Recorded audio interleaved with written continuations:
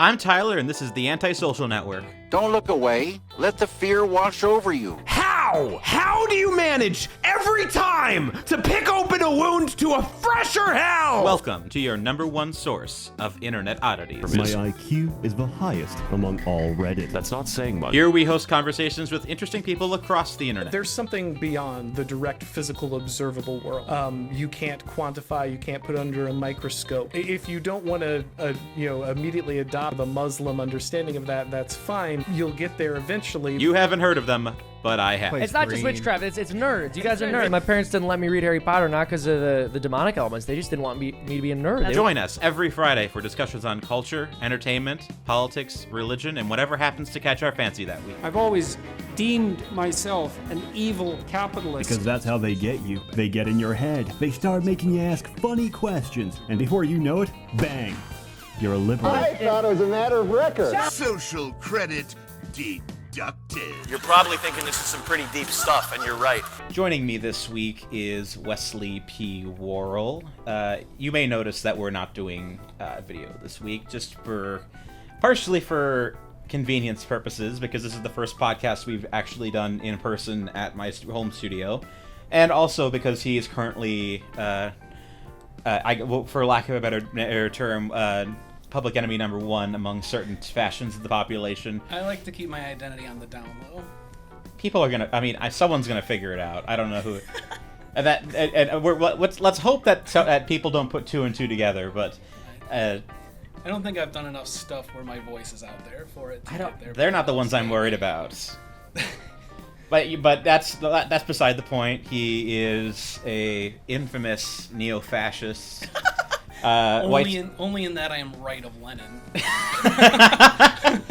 Yes, but I mean, really, he's wanted because he is a far left cuck who doesn't obey Rome. So it really depends on what crowd you ask for whether I'm a leftist or a neo-Nazi.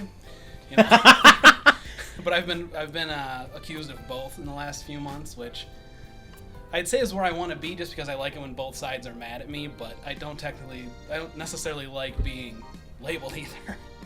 Yeah, I mean, neither of those labels is particularly fun. Like, right. You don't get invited to parties for having those labels. Well, the nice thing is that they've been thrown around so much. There's a strong wind coming through, and it just slammed my freaking door. I was thinking that could get cut in post-production, but no, I'm leaving it in for authenticity. All right, there we go.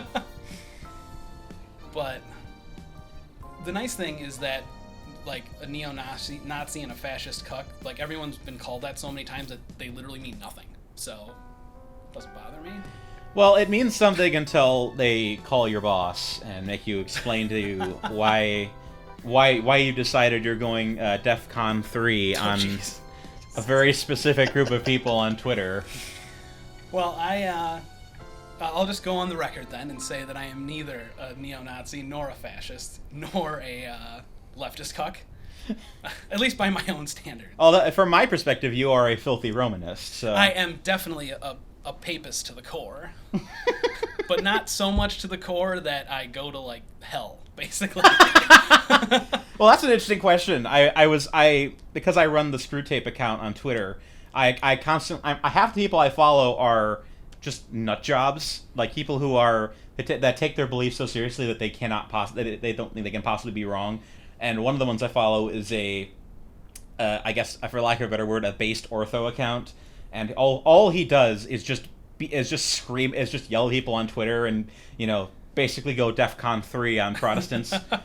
For lack of a better term. And so is this an Eastie boy or an Orthodox Catholic person? Eastie boy. Eastie boy, okay. Which, you know, the fun of the Eastie boys is that they have all I love my Orthodox friends. They're lovely people. Me too. But their religion somehow has the miracle of having all of the problems of Rome and all of the problems of Protestantism at the same time. That's exactly right. And I'm sure they'll disagree with that assessment, but, you know, come on the podcast and you can debate it. But right. I will say I love their tradition. It is beautiful. Yes. But I feel like at the very least you're directionally correct. They might disagree, like, in specifics, but there are at least problems that the Catholics have that the Orthodox have, and problems that the Protestants have that the Orthodox have that is unique to them. See, I mean, so you meet all these crazy people on freaking Twitter, and they all think they're absolutely certain in their realities of their religion to the point where there's nothing to question. And especially with something like Orthodoxy, where you do have valid apostolic succession, and you do have this beautiful tradition that goes back almost all the way to the beginning of the church, but they also have all the problems that come with every single tradition that's come after that, from schisming to sectarian hatred, violence with other groups. It's all the same to some degree, but because it's frigging Twitter and theological discourse is about as thin as a thimble. Right. It's people just like, I am absolutely the 100% correct in my Antiochian Orthodox Church. No, everyone that isn't in the Russian Orthodox Church is going to hell. So that's my favorite with the rad trads on Twitter, where they'll describe who they are by using 6 different things.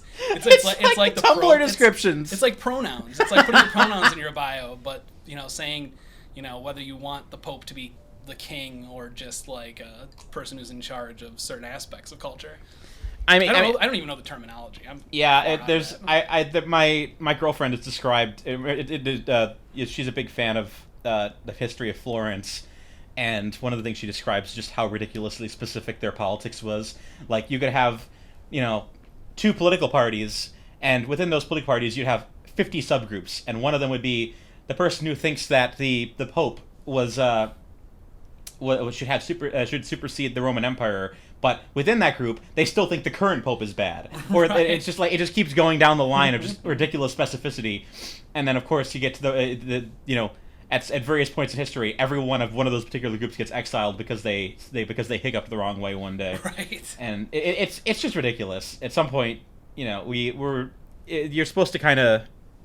I mean, there are legitimate gray areas in a lot of this where it's not clear, but when you're burning the Reds for their minor grievance of saying that the current Pope might not be 100% up and up. You might have jumped the shark slightly. Right. Well, I feel like there's just as many people who don't think the Pope is on the up and up and go way too far in that direction than people who are really for him. And it's like, what's the old phrase about a curse or a plague on both your houses? If you think that Pope Francis is the future of the church, or if you think that he's not the Pope, or is more destructive towards Catholicism than or just is destructive in general. It's but that's what you get on Twitter. You get the people who have the most radical opinions, and those are the ones that, of course, are the most vocal. Those who got it figured out don't say a word. Those who got it figured out don't say a word. Those who don't are the most assured. A songwriter friend of mine said that line.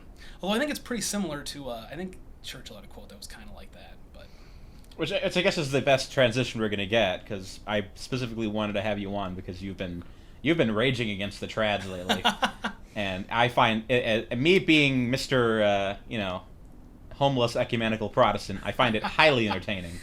Yeah, it's a world that I hadn't really gotten into much, and that I think really, and you've been more into the Christian Twitter than I have in the last year or two, because I've really just kind of gotten back into it. When I first had my old account, this was a year ago, I saw hardly any rad trads on there, and they were just kind of it seemed like there was some, people would question Vatican II, they talk about how much they liked Latin Mass, whatever. It didn't seem like it was a movement by any stretch of the imagination. It seemed like people like Taylor Marshall was an outlier, or a person who didn't represent a large faction. But now it seems like they're just out there, and they're vocal, and they're not very charitable. I always like to say you can know them by their emphases. And it's the things that they emphasize that I just think is just kind of backwards. Though I feel like they're being pushed against the wall by Francis. But what bugs me is that when I started doing a Catholic blog podcast a couple years ago, it really seemed like sane traditional Catholicism was on the rise. You had Bishop Barron, you had Catholic Answers, you had all these people with and people who were going through RCIA, right, were traditional Catholics. Priests are becoming more traditional. Like, it really seemed like we were moving positively away from the excesses of Vatican II. And it felt like we could really make a movement as a Catholic culture, really getting to the root of what we have to offer, which is the transcendentals, truth, beauty, goodness. Like, we could really engage the culture in that way, like Bishop Barron does. And now all of a sudden you have people who... Bishop Barron has even said that he gets more criticism from the far right Catholics than far left, and it's like, come on, we were just moving past the polka masses and the garbage, that the really bad stuff that came out of Vatican II.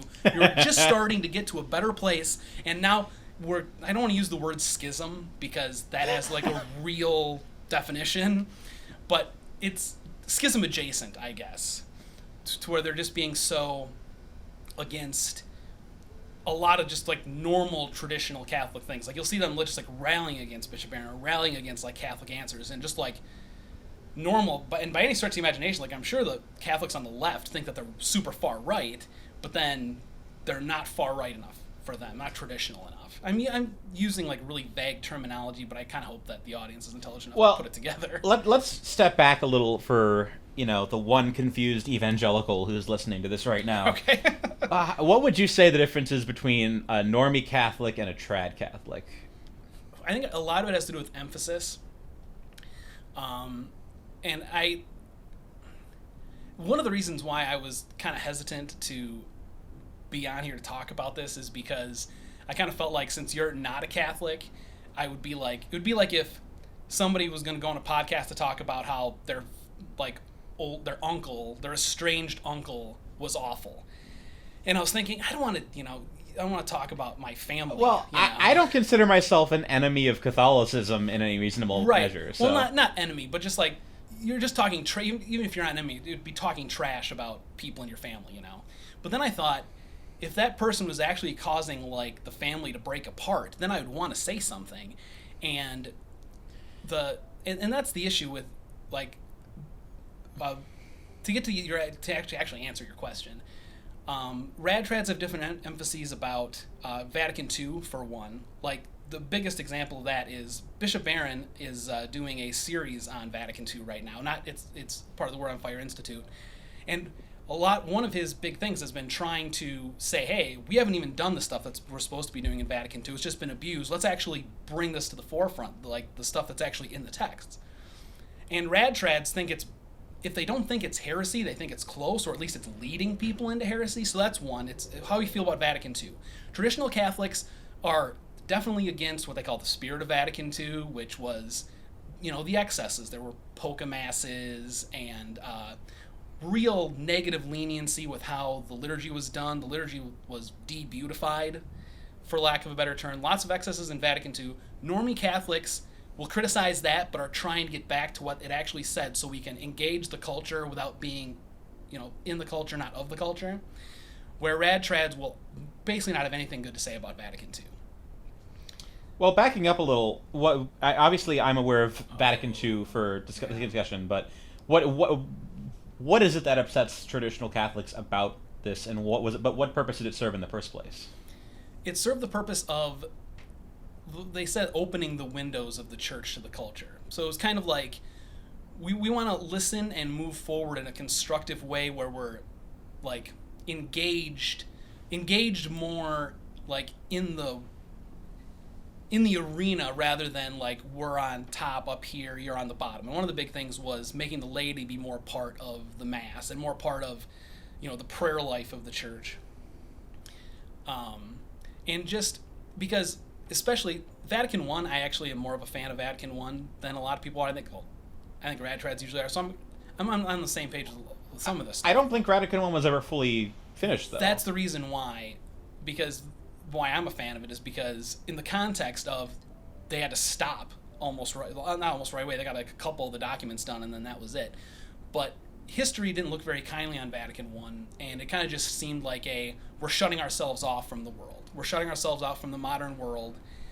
And Vatican II attempted to reverse that and say, hey, we're going to be 100% Catholic, and we're not going to, bend our our teachings to the culture, but we are going to listen and be a part of it, and we're going to find a way to present ourselves to the culture that doesn't lose any of the Catholicism and any of the actual teachings, but isn't, if you disagree with this, you're anathema automatically. Like, it really brought out the nuances in what Catholicism has always been.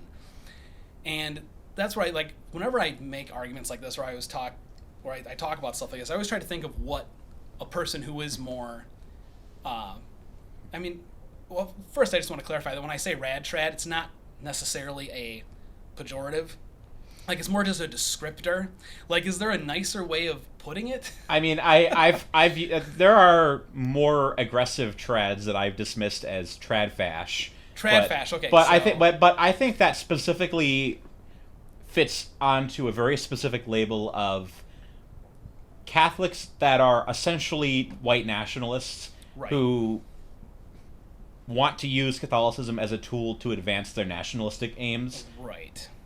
And that mostly applies to people like Nick Fuentes, right, or other people who are just on the absolute fringes of our cultural discussion at the moment, which is not the majority of people. There's I'm talking like a main figurehead. I've already mentioned him would be a Taylor Marshall type. Are you familiar with Taylor Marshall at all? I'm not, but I've seen these types on Twitter, so I kind of know what you're talking about. Right. So it's like he's really smart. In certain company, I'll rib him or whatever. But he's basically what I would consider a poster child for what is rad trad, which is, I want to say that because then I'm not just using it as a pejorative, because I have a lot of respect for the guy. He's a doctor, not like a I'm on an airplane, I'm dying of a heart attack, doctor. Yeah, I mean, tell me, doctor, but sure. But he's very smart. I just disagree with him about the emphases that he has, and that would be one of them. Would be that, and then that's the difference between like a rad trad in that sort of a space would mean somebody who thinks that Vatican II was a net negative. It's causing some heretical things, and if you're way far out there, it's Vatican II was just heresy. Like, they cut off, and they say like popes weren't valid after it, or even before it. That's like the Mel Gibson stuff, because he's because you will find schismatic Catholics that are part of breakaway movements that refuse to stop using the Latin Rite, and right, they just broke communion with Rome because they're like, Rome's clearly in apostasy, so right. Which, I love my Protestant brothers and sisters, but that's basically Protestantism. So Catholic you become Protestant. Right. And the rad trads that I'm talking about, the Taylor Marshall types, they're not schismatics. They're not trying to break the church up, but I feel like what they're doing is leading us in that direction, and it's leading people that aren't as nuanced a thinker as he is, or as those the thought leaders in that area are. I would also add that there's an element of cultural problems that come with it too, because this is something my girlfriend's talked about, because she's in RCIA at the moment, and she describes herself as a normie Catholic. Like, she makes all the arguments I've ever heard you and the other Catholics I know have made, where historicity and any other apologetic argument I've ever heard that's convincing for Catholicism.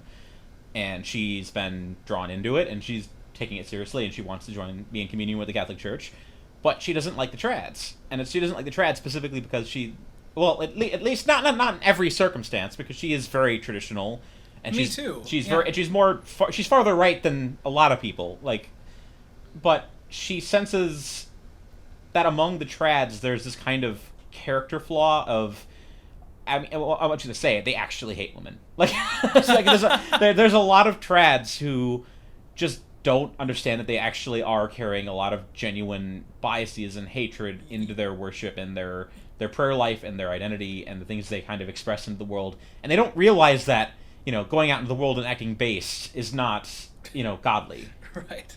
You're definitely more knee-deep in actually seeing what rad trads say on Twitter than I am. I'm more just, I've seen their arguments and, read, articles that they've come out with and gone to their websites and, seen what they actually think. I'm not in it as much, so I don't see how they personally are a lot of the time, and that's distressing. If that's the fruit of what you believe is what you believe, that has a point against it, I would say, if that's the fruit that it comes out with. It's complicated, though, because obviously when it comes to Catholicism, there is this kind of certainty in theology. So it does tend to fester if you are of the more fundamentalist sort, or if you are, I guess for lack of a better word, a fundamentalist Catholic. Right. If you or where I don't know how you argue with it, because like I was saying earlier, when you get some people like the Orthoboros, they get so certain in their particular line of thought that they just can't entertain other ideas. Right. I mean, and that's not me saying, you as a Catholic have to entertain modernity. You as a Catholic, but the mark of a strong mind is the ability to entertain an idea and not believe in it.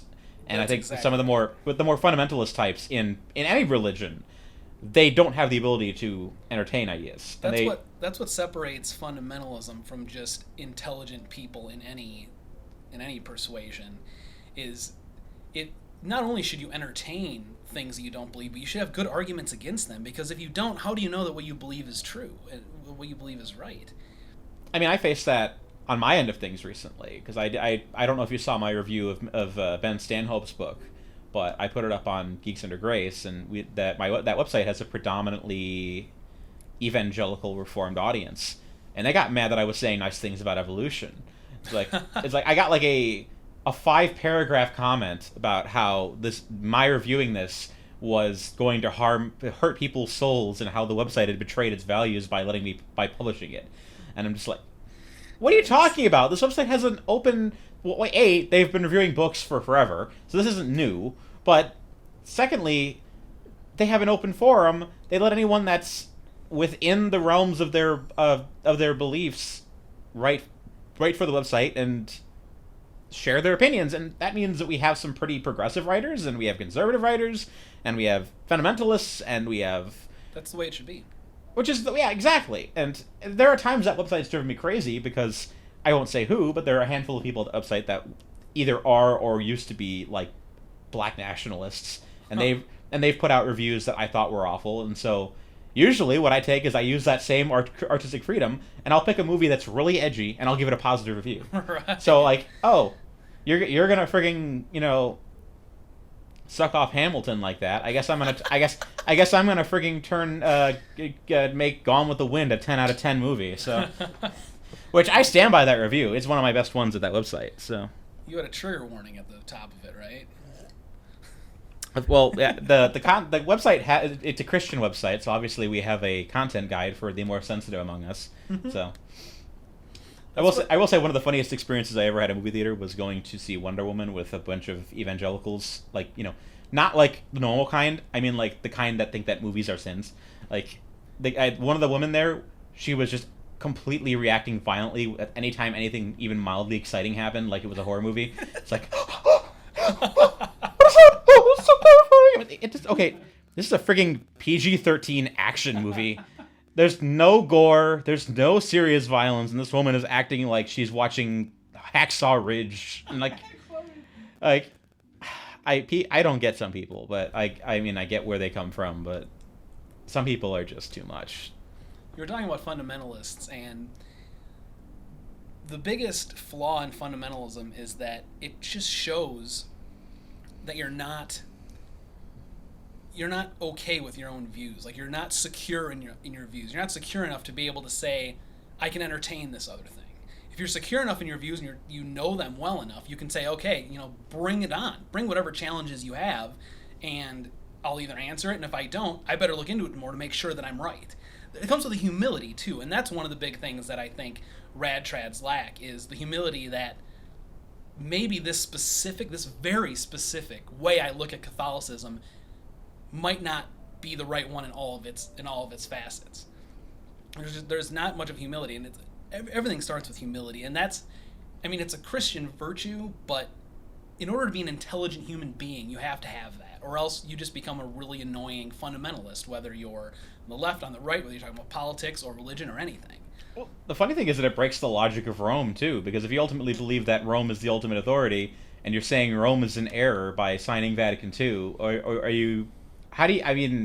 fundamentally, you're technically speaking heresy against your own tradition. And there's some deep in the weeds stuff where that isn't technically true, because there's very technical ways where the Pope and where things like a council speak for the entire church. Not for. I mean, obviously, there's two levels of talk for or discussion for the Pope. There's, on behalf of the church, and then the Pope's actual specific opinions, and those are not the same thing. I mean specifically, if you are a strict fundamentalist, and to the point where you're going to become schismatic, and you say, the church is in error, we have to abolish Vatican II. I'm like, that's questionable.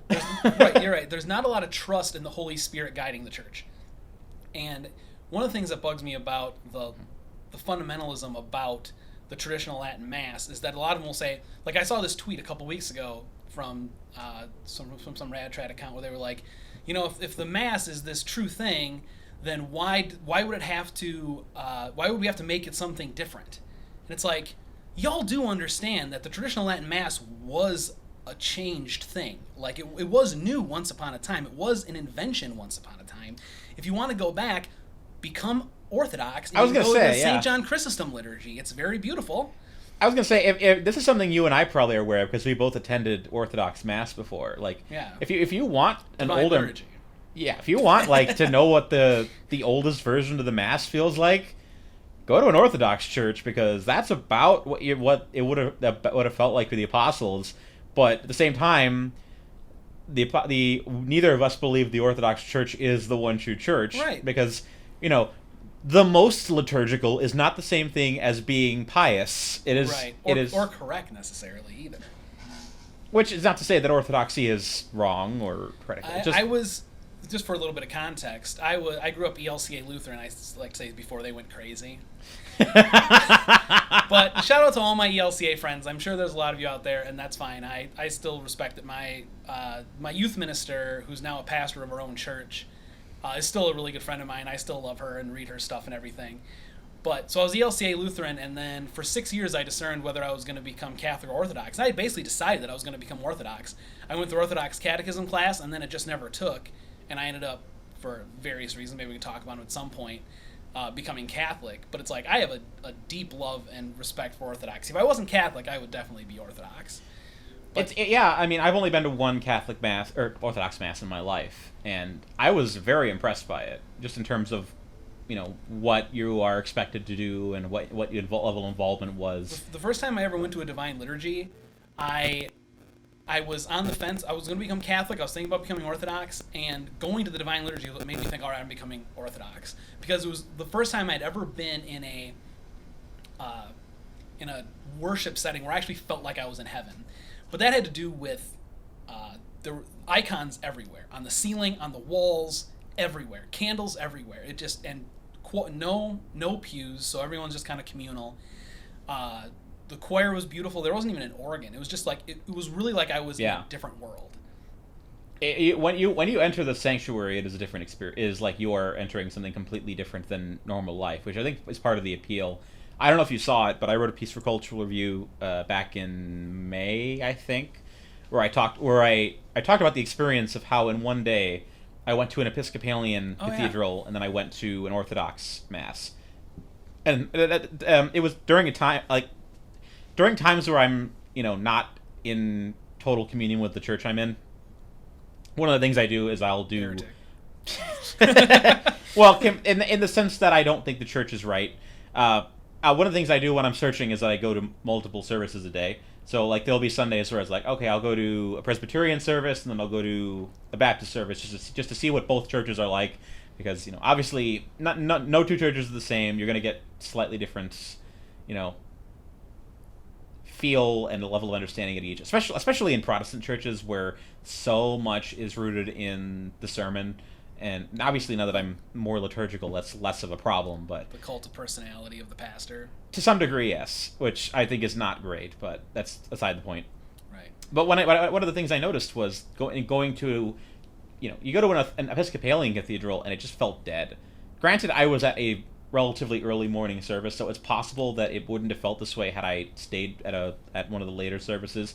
But I went to just a relatively early morning service. There were maybe a dozen people there, but it just felt dead. Like there was just nothing moving there. And I remembered, I forget what verse it is, but there's a verse in the New Testament where it talks about the the Holy Spirit flows wherever two people are worshiping him. And I wrote in the piece, it's like I'm pretty sure that there weren't two people in that room that were actually in communion with Christ, which I as it's a mean joke, but right. you know, you're talking when Christ said, 2 or 3 are gathered in my name, I'm there in the midst. Yeah. I forget what verse that is, but I think it's in all the synoptics, if I'm not mistaken.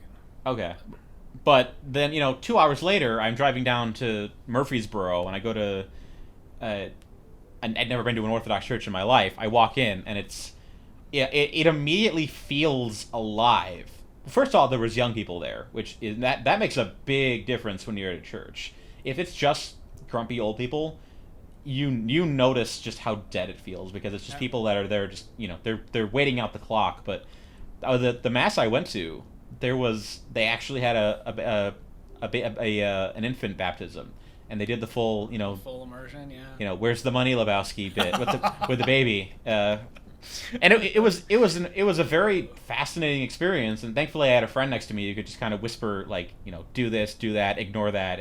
You're not here for that, and just kind of explain what was happening. But it was kind of difficult too, because so much of the service is just chanting and repetition. Yeah. It's almost like you're supposed to be kind of drawn into this kind of doldrum where you're just kind of like repeating the same thing over and over again in some ways, which it's very hard. I think there's a reason why most masses don't go over 45 minutes. It's just because, once you hit that second hour mark, your foot starts hurting. So right.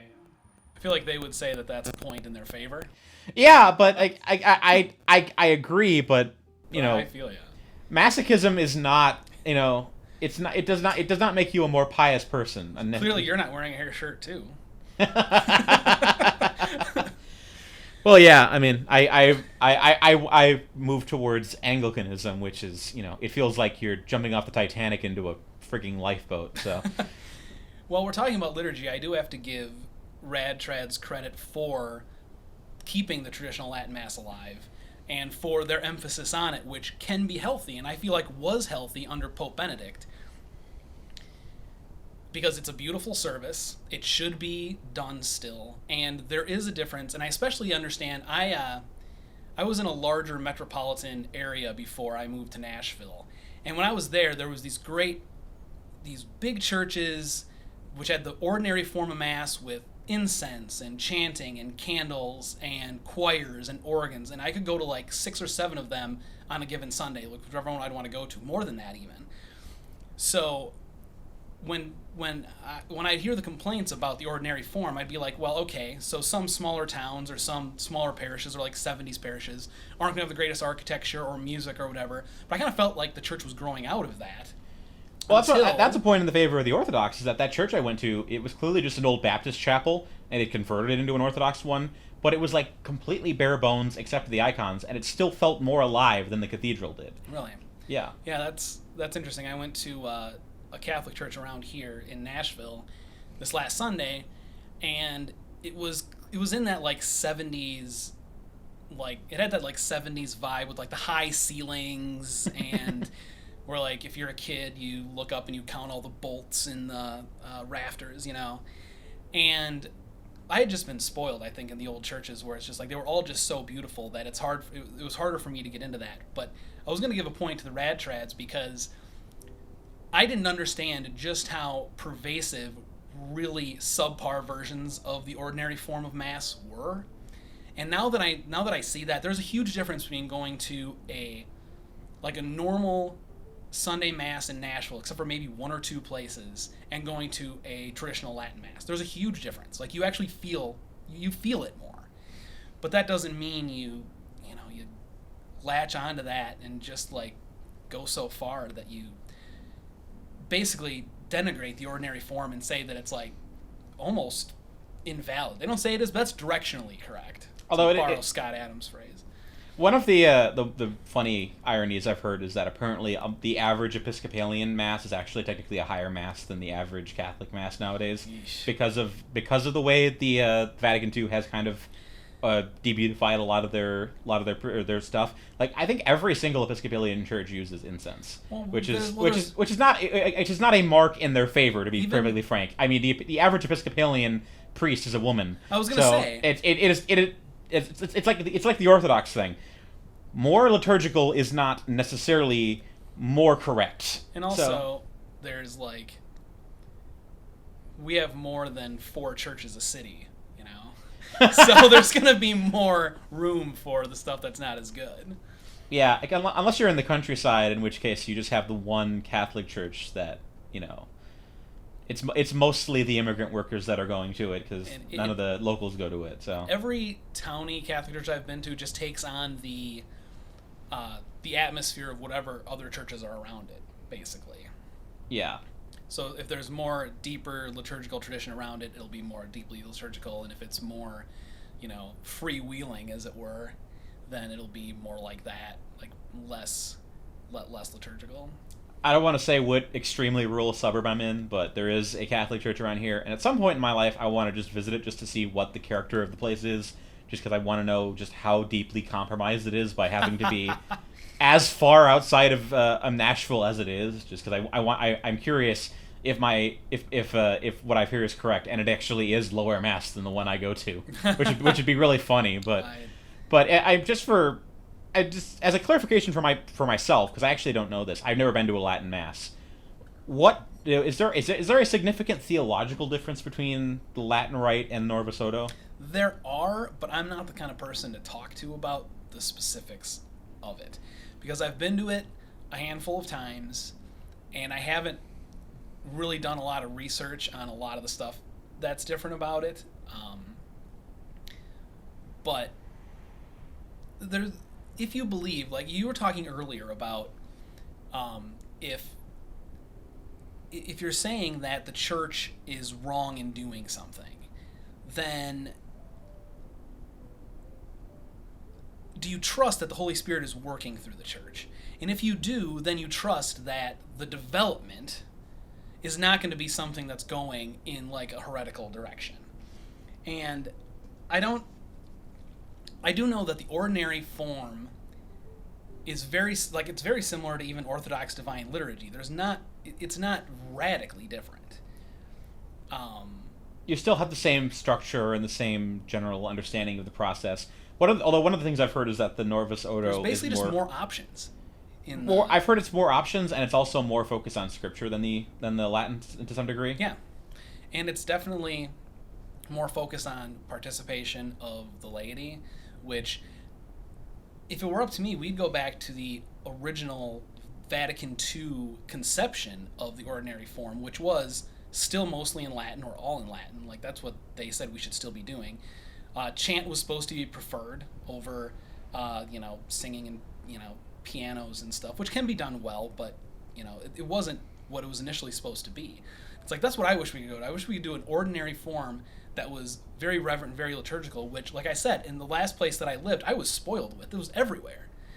But I understand that, and that is the issue with the ordinary form, is that since the problem is that there are more options of what you can do, but most rad trads aren't even, like, they don't have a problem with the other things you can do. It's just the other stuff that was added on. Or like polka masses. There were those like in the 70s and 80s, and these like weirdly themed masses. I mean, they still kind of exist. Like, every once in a while, something will come through my Twitter feed where there'll be like some weird Catholic mass in Chicago or Los Angeles where they're like blasting pop songs and just dancing, and there's balloons falling down from the ceiling, and like they still exist, but they're really freaking weird. Right, and that's not supposed to happen. And it would be nice if it didn't, and that's what really bugs me about the rad trad thing, is that stuff was going away. Like, there were less and less of the radicals on the left were having control. They were really like either retiring or like, who wants to like say they believe in something but they don't really believe in half the stuff, So like the traditional way of looking at it, the traditional Catholicism was really winning out, and that was kind of going by the wayside, and things were getting more traditional, and now the people who would be doing that are splitting apart. It's like, no, we're just starting to get some good headway here. We're just starting to maybe have a grip. And now we're going to spend time fighting with each other. It's Satan's oldest trick, really. It's just the Garden of Eden all over again. I mean, yeah. I mean, I to some degree, Christians are just kind of doomed to infighting for the rest of time. Is kind of our our deep curse is that no matter how much we are in, for all that's said about Catholic and Protestant theology, we are in about 95% alignment for the most part. But we're just doomed to bicker and to stay out of communion with one another because you can't figure out a way to stay in communion. And we've talked about this too, like Twitter isn't real life. No, I mean it's incredibly demoralizing. Yeah. So I do feel like the majority of people who do the traditional Latin Mass, and even people that I would consider rad-trads, they're not on Twitter. They just go to Mass and they love it, and they're deeply Catholic, and they're deep in their faith, and they trust the magisterium, and they're fine. Just like the majority of people who do the ordinary form are just normal Sunday-going Catholics, which, I mean, considering that only 40% of them believe in the real presence, maybe that's not a compliment. But. Well, I think that's a universal problem because apparently, I don't know if you saw, but there was a bunch of studies that came down in the past month where they were digging into evangelical beliefs, and apparently they found that roughly 69-70% of evangelicals are either A, Arian heretics, or B, they don't understand that Christ is actually supposed to be divine. Oh man. Which, obviously that's the more serious of the two things, which either means that, all these lay Baptists who just are going about the daily business just absolutely know nothing about what they claim to believe in, or the Baptist Church is doing way worse than we think it is. Which, you and I living in the Bible Belt, it's hard for me to tell because as far as Protestant churches go, we probably have a lot more healthy ones around here than you would say in Illinois, because back there you're not going to find a lot of actual good churches. They're all contemporary. They're all kind of thin for the most part, not all of them, but not down here. They're going to be proper, good old-fashioned, authentic Bible churches that actually read their Bible. Right. But the fact that there's just 70% of Protestants and 70% of Catholics that are actively anathema against their own tradition is kind of insane. And I'm wondering if that's new or if this has just always been the feature where just, the Pareto distribution, they're always going to get 80% of people that just know nothing and don't care and aren't actually invested at all. I don't think that's something we'll ever know. Even when the majority of people were Christians and went to church on Sunday, I remember going to church when I was a kid and they were packed or whatever, and I could tell just by body language that they weren't really into it, or that they were kind of just going because, their parents had or whatever, or they felt like it was the right thing to do. And it's like, I bet you in the Middle Ages, maybe 60% of people didn't believe in the real presence in the Middle Ages either. Is there any way we could know? One of the most interesting things I heard, I don't remember where I heard this, but I think it was in an audiobook I read recently, was apparently during the time of the Spanish Inquisition, the most aggressive heresies they were finding were not among the conversos or either the Jewish converts or the Muslim converts, because Spain forced everyone in the country to become Catholic. The worst heresies they found were always in bars, and it was always because you'd find these people who were fully in commune Catholics who just didn't care, who just they'd put an icon of Jesus on their dartboard and just start spewing heresy about how they hated the church and they didn't want anything to do with it, and they think they're it's all BS. They're just trying to control us. They don't actually care. It's just all the Inquisition was just finding this left and right, not amongst the people that weren't Christians, but what about Christians? So right. I'm there's some level of comfort in that maybe in our modern situation we're better off where the church at least has some you have to actually approach the church sincerely, and you aren't just you aren't executed because you didn't show up to Mass one Sunday. I think it's kind of great that we're more and more living in a culture where you can not go to church and the culture's okay with it, because that takes out the people that didn't really care in the first place. And it's like, if we have a small church where everybody actually believes it and takes it seriously, that can change the world. I mean, the church hasn't really changed the world in a long time, like any church. And it's like, we could, especially now when a lot of things are getting dicey in culture, we could, come together and do something really important. But it's like, we're not going to be able to. Can I have a beer? Oh yeah, sure. Yeah, we're drinking pretty heavily at the moment, so we're about 2 beers away from debating the Filoque. So could you hand me the? Oh. But I mean that alone makes you a more kind of open-minded Catholic than a lot, because I think one of the things that I tend to notice when it comes to Catholic discussion is that a lot of the things that are said are more so cultural critiques, more so than anything else. Because one of the most common thing you hear from both Catholic and Orthodox about the Protestant worldview is that it's chaotic, and there's no authority, and they have no ability to control what comes out of it, and as a result of that, you wind up with transgender kids, and this is drag queens named Pentecost going to be pastors. You heard about that, didn't you? No, I haven't. There was a drag queen at some church. I can't even remember where it was. Named Pentecost. Isn't that great? Being sacrilegious even with the name. Wait, what church was it? I can't remember. I mean, I just saw it on one of my crackpot conservative websites. I think that all of the traditions have had a drag queen story hour at some point. So let's not get too pretentious about this. But you honestly think the Orthodox have? Technically, there are more liberal Orthodox than there are Protestants. So where do you get that? I've seen statistics that say that when you look at when you line up, ooh, this beer is good. It's Brooklyn Brewery Post Road Pumpkin Ale. But if you line up all the political opinions, evangelicals are the most conservative of any group, because they right. You'll see it very clearly if you look up abortion. Like if you just look up straight up numbers for what groups believe in what, you'll see 40% of Catholics are anti-abortion, 50% of Orthodox are, and then 70% of evangelicals are anti-abortion. And a lot of it's just because there's this pervasive cultural Christianity it's not really Christianity, it's just kind of what the cool kids call Christian nationalism, where it's just this incestuous brand of politics and religion that's just the culture if you grow up in the Bible Belt. And abortion is just a taboo. If you drive around Tennessee or Kentucky, people are spiritual but not religious in the actual sense of that term, where every one of them believes in Jesus, but very few of them actually show up to church on Sundays. And they all think that Trump is the new Messiah. The thing about the Orthodox is that since their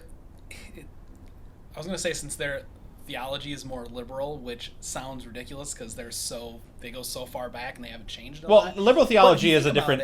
Liberal theology is not the same thing as saying Well, I just mean in the context of you can get divorced twice, but not a third time. Contraception. They're Muslims. Alhamdulillah.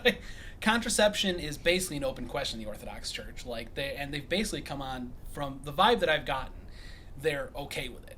So it's if you're going by political things like that, then yeah, I would say that they're more liberal. And I mean, the Catholics that say, I guarantee you, 9 out of 10 Catholics that say they're, pro-choice, do you think the majority of them believe in the real presence? Probably not, but I assume that if you're that liberal... I actually know a handful of Catholics who fall into that category. But... Well, there is a proud tradition of liberal Catholicism in the United States. I mean... Right, that's true, and those are the ones, they're older, though. That's the thing. Yeah, well, I mean, famously the term, social justice came from a progressive Catholic, but that tradition is not the same thing as what you'll get with, some random ELCA woman pastor that's wearing a pride flag vestment in the middle of her masses because that's her theology. But I mean, back to my point on authority.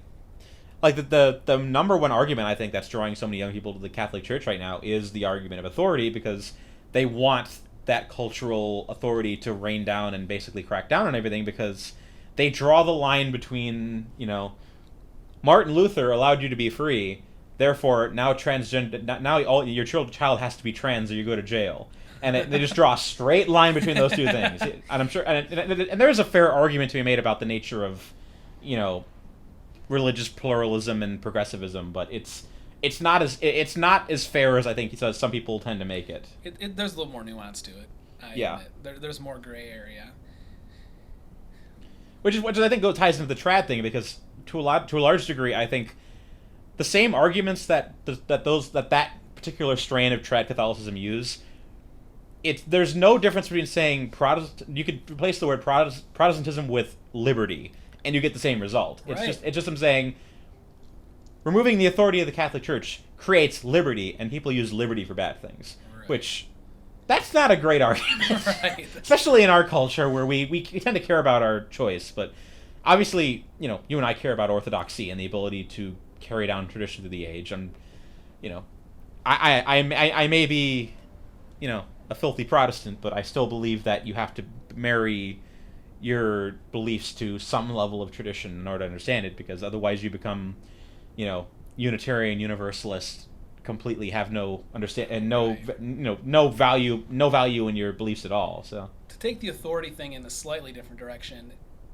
you were saying that young people like having the authority, and it draws them in, and that's where I think the normie Catholics really do get the authority thing right, where I don't ever feel the bearing down of what I have to believe as a Catholic in my day-to-day life as a Catholic. There's so much liberty within that to think what you want to think inside of orthodoxy.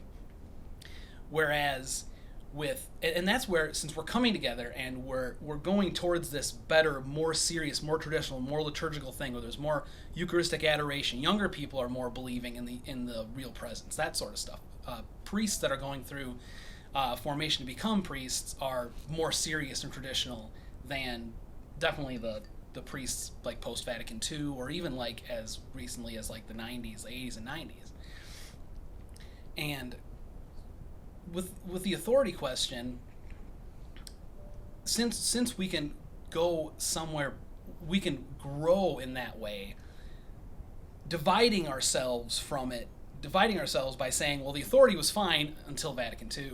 I was all for the Pope representing Catholicism until Pope Francis said a couple things I disagreed with, even though he's been more upfront about abortion. He's been more upfront about the reality of evil spirits and like demonic, like in the world, and the actual active part that the devil has in the world. Pope Francis has been more upfront about that than any pope in my lifetime. That doesn't surprise me, because what I've heard about South American and African theology is that they do have even the Catholics and the Anglicans that come out of those countries, they become explicitly charismatic, like in both good and bad ways, because there is that kind of deep sense of supernaturalism and mysticism that comes out of the charismatic tradition, and it tends to be, you see it very deeply in parts of the world that aren't as deeply infused with the more liturgical side of the faith. But not that that's a bad thing, but it's fascinating, because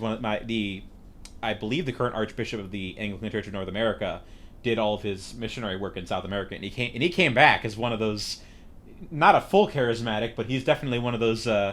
Whenever he says amen, he expects you to say amen back, the audience to say amen back to him, and the fact that would translate to Pope Francis does not surprise me. Going back to your point on authority, right? I would say, and I was going to say like a story to kind of lead into it. Go ahead. When I was discerning whether I was going Orthodox or become Catholic, I was in school. I was in a very lefty school getting my master's in theology, and I liked it because it challenged me. But it was more serious than I think a lot of people outside of that community thought it would have been.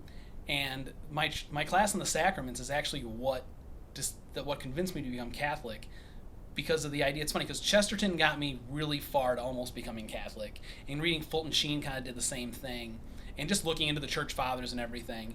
But it was Henry Newman's point about development of doctrine, where like the Holy Spirit is working in the hierarchy of the church, and if it's not, then it's dead.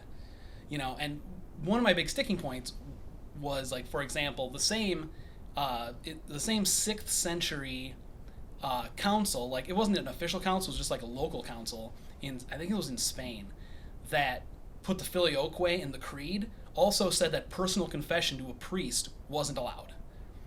So and that's one of the things where I was like, well, if it wasn't allowed and then it was, like, I didn't trust the authority, and I was like, well, then then the whole Orthodox thing made a little more sense to me.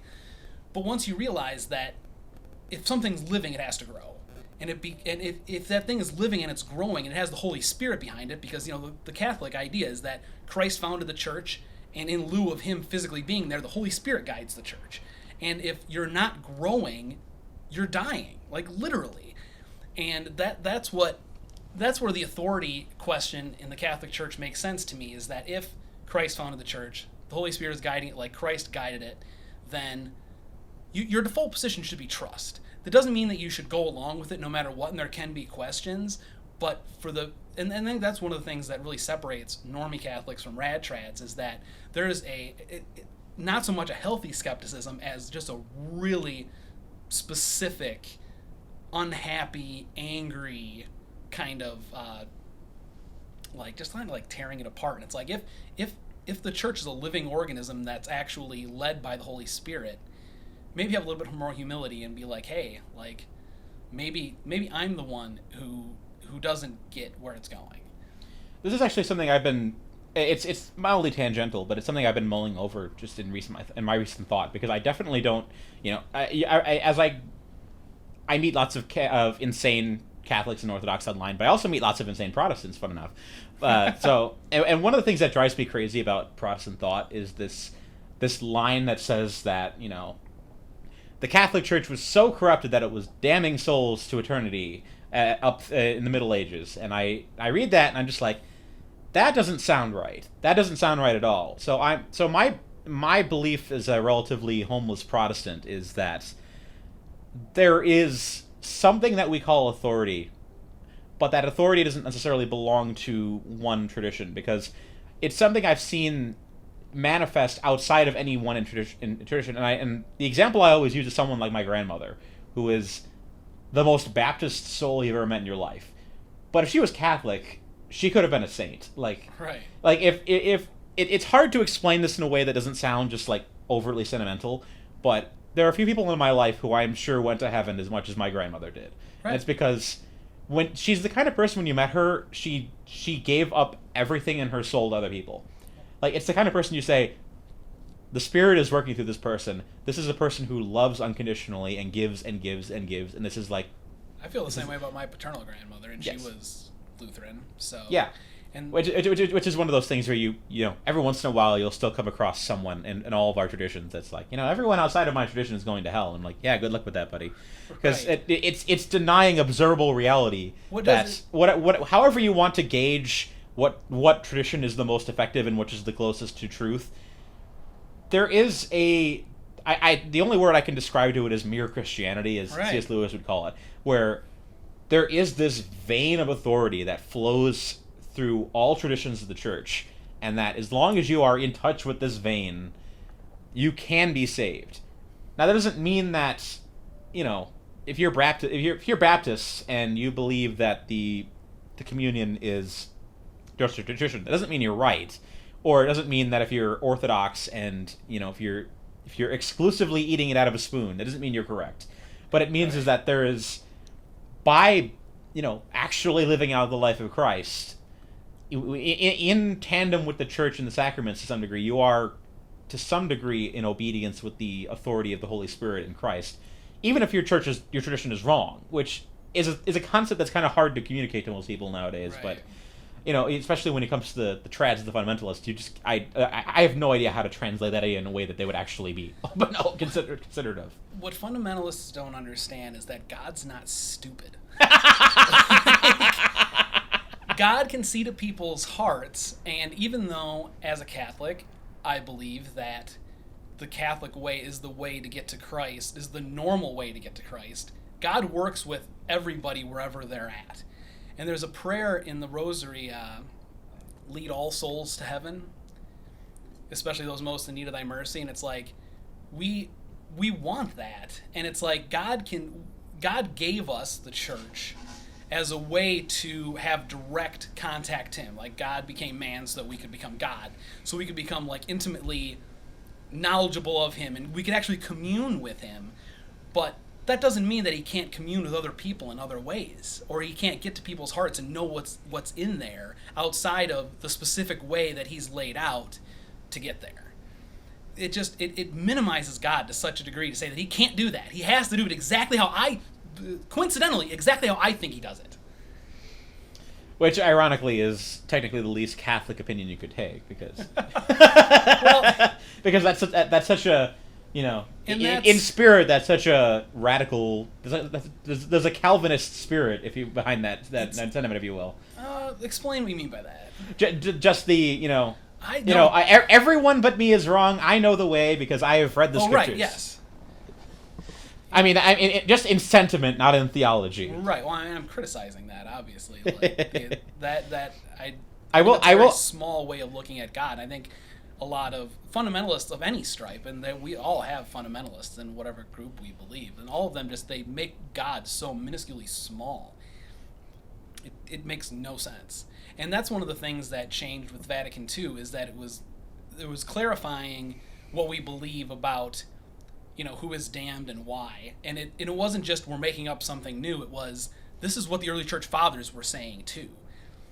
And very orthodox saintly church fathers were saying that we can at least hope for the salvation of all people, even if we know that the gate is narrow, or the way is narrow, or whatever. And the idea that God works with people where they're at should not be a radical place to be. And it takes a certain kind of arrogance to believe that God can only work in the way that you think he can. And that's completely different than saying, I believe that God works in this way in reality, and the other ways aren't the real true way, which is obviously, as a Catholic, I believe that being a member of the Catholic Church is what gets you there, but only God can get to your heart and know exactly where you're at. And that was one of the teachings of Vatican II, or one of the, not teachings, because it wasn't anything different. It was one of the clarifications of Vatican II, was that, just because a person in a tribe in Africa never heard about Christ, does that mean they're going to hell? It's like, well, no. God's not stupid. Like, God's not going to make the only way to him be something that a large swath of people aren't even going to be able to hear about. So we have to like grapple with that reality, and I feel like Vatican II does that in a lot of really brilliant ways, where it doesn't say that there's other ways to God than the Catholic Church, but just that God works with whoever's outside of the Catholic Church in ways that we don't understand. And it takes a certain amount of humility to think that, and you have to kind of drop your certainty at the door, emotionally. And I always say that the best Catholics are the little old ladies who go to daily mass and say their prayers every single day and are just completely unassuming. And I feel like there's a lot of virtue and value in that, especially because there's no arrogance, in it. It's what you believe comes out in what you say and how you act. And if the Trads, what they believe makes them what they are on Twitter, then you kind of have to step back and ask yourself, okay, is it what I'm believing that's making me this way? But then that goes back to our conversation about the people on Twitter. Are they the majority of them? And I don't think so.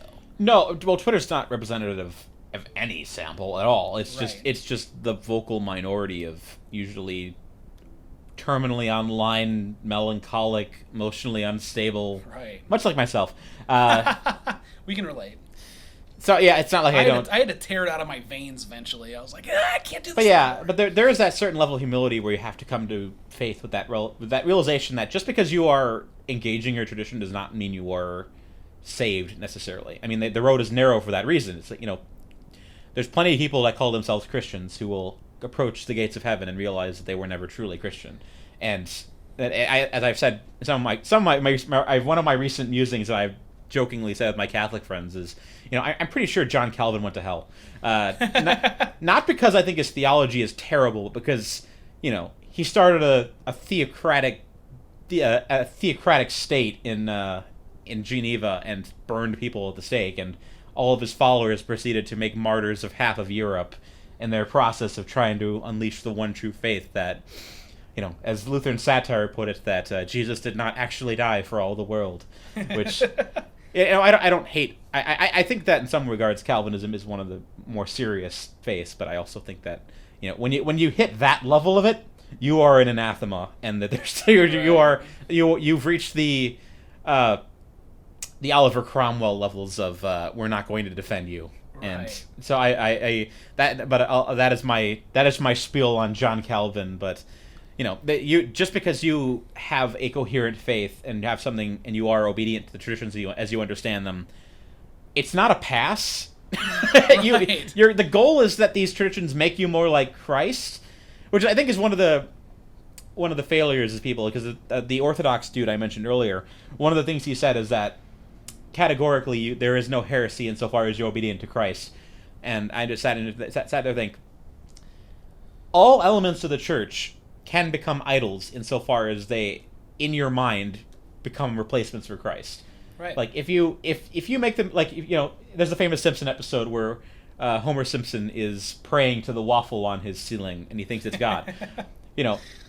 When you and obviously I as a Protestant I can at least intellectually I understand that when the Orthodox venerate icons or when the Catholics venerate Mary and the saints, they aren't worshiping them literally, but there is that stumbling block where you will reach a certain number of Catholics who don't know that, and there are people who will mistake the ends, the means for the ends, and they will, and they'll be like, oh yeah, I worship that thing, and like that's not what you're supposed to do. You're supposed to understand Christ through that thing, and if you do have that low resolution version of it, then then in a way you have, failed in your full theological understanding, and that's not to say you shouldn't do those things. I mean, right. If you look around my apartment, I have Catholic and Orthodox icons and paintings because I think they beautify the room beautifully, but you are not saved by the acts. You are saved by the fact that you use these things to draw yourself closer to Christ. As far as people like abusing that or not knowing what it is, there's always going to be a certain percentage of any tradition, especially if it's a big tradition that has a lot of truth in it and a lot of nuance. There's always going to be a percentage of people who don't know what's going on. And you can't judge the entirety of the faith by the people who get it wrong. Because I'm sure there are, obviously, the Larry Elder uses the example, like 8% of people still think that Elvis is still alive. So it's like there's going to be that 8% of every person who believes something politically, anybody who has a social point of view, or who's a part of a denomination, or the one true church, that also has the spiritual version of Elvis is still alive. And the problem is if that becomes mainstream, if you have like an Arius thing going on where you're getting it wrong starts becoming mainstream, and you were going back to the point you made about people in bars, like really being the heretics. Did you know that Arius had jingles that he would have for his point of view, that he would go to the taverns and stuff to get it in people's heads? So he'd have these sing-songy things. That's why he got so many people behind him, because he was able to relate to people in a really smart, funny kind of way. And there's a lot of parodies of it online, what kind of jingles Arius would have about, I gotta be honest, I don't know that much about the actual origin behind a lot of the heresies. I just have the Lutheran satire video burned in my brain forever. So now every time I hear an overt heresy, my brain just goes to, that's modalism, Patrick. So that's fascinating, though. I mean, a lot of those early heresies were really pervasive. Oh yeah. Although because we didn't have a structure that was strong enough to, I was going to say stamp out the heresies, but that's very trad of you. I know. Well, one might say fash of you. Right. That's true. The structure wasn't strong enough to be able to rein in stuff that was blatantly against what the actual faith is. And there is a way to do that without burning the heretics, but it took us a while to figure out how to do that. Yeah, I mean, if the Protestant Reformation taught us anything, it's that when you burn your enemies, you make a lot of saints. And both sides made that mistake a lot of times. Weren't Calvin's followers really into the Fox's Book of Martyrs? I just read John Mormon's book on the Anglican spiritual tradition, and that was very popular. Yeah. Well, it's like his whole reign in Geneva. Were they just trying to write a rival book or what? I mean, Geneva was just a whole. It was basically a theocratic monarchy, just controlled by the Calvinists for the longest time. So. Very ironic that the Protestant offshoot just ends up almost immediately taking on the very worst aspects of the Catholic Church. Well, well, that's the thing. You see that all the time. I notice it all the time in some of the more excessive spiritual traditions, where, Pentecostalism for one. I have plenty of Pentecostal friends, but at times I hear the way they talk, and I'm just like, you're trying to recreate the miracles in the Eucharist without recreating the miracles in the Eucharist, right? Because you want that kind of sense of mysticism back without actually, latching yourself onto Rome. And I'm just sitting here like, I come from the evangelical side where we take no nonsense. We have no mystical side to us. We are just like blank slates. But there is a tendency among some Protestants to make yourself more Catholic by making yourself more Protestant, ironically. Although on the inverse side, you also have the trads who become so Catholic that they decide they're going to schism and thus become Protestant. Right. So there is always that tension and tug of war of I must become so much of myself that I become the thing I oppose. Well, it's the old thing that the radicals on both sides are like super close to each other. Like you've seen that video where like an alt-right person and a leftist agree on almost everything. Yeah. That's basically how it is. Where that's such a good video. Yeah, you'll have to put it in the show notes. Oh well, I think it's Ryan Reeves. I mean, it's a super popular video. Just look up a progressive and an alt-righter agree on everything, and it'll pop up. It's like 2 minutes long. So good. I mean, it's true though. I mean, it's at some point the radical Catholics and the radical Protestants probably would be in, much closer alignment than your average Catholic or Baptist. Right. I've been thinking a lot about the similarities between how rad trads view the traditional Latin Mass and Puritans, because when each Protestant sect that kind of like broke away were trying to get more to what the original church was like, and it got really fundamentalist by the time it got to the Puritans, where they're like, we're just trying to get back to exactly how the church was in the early church.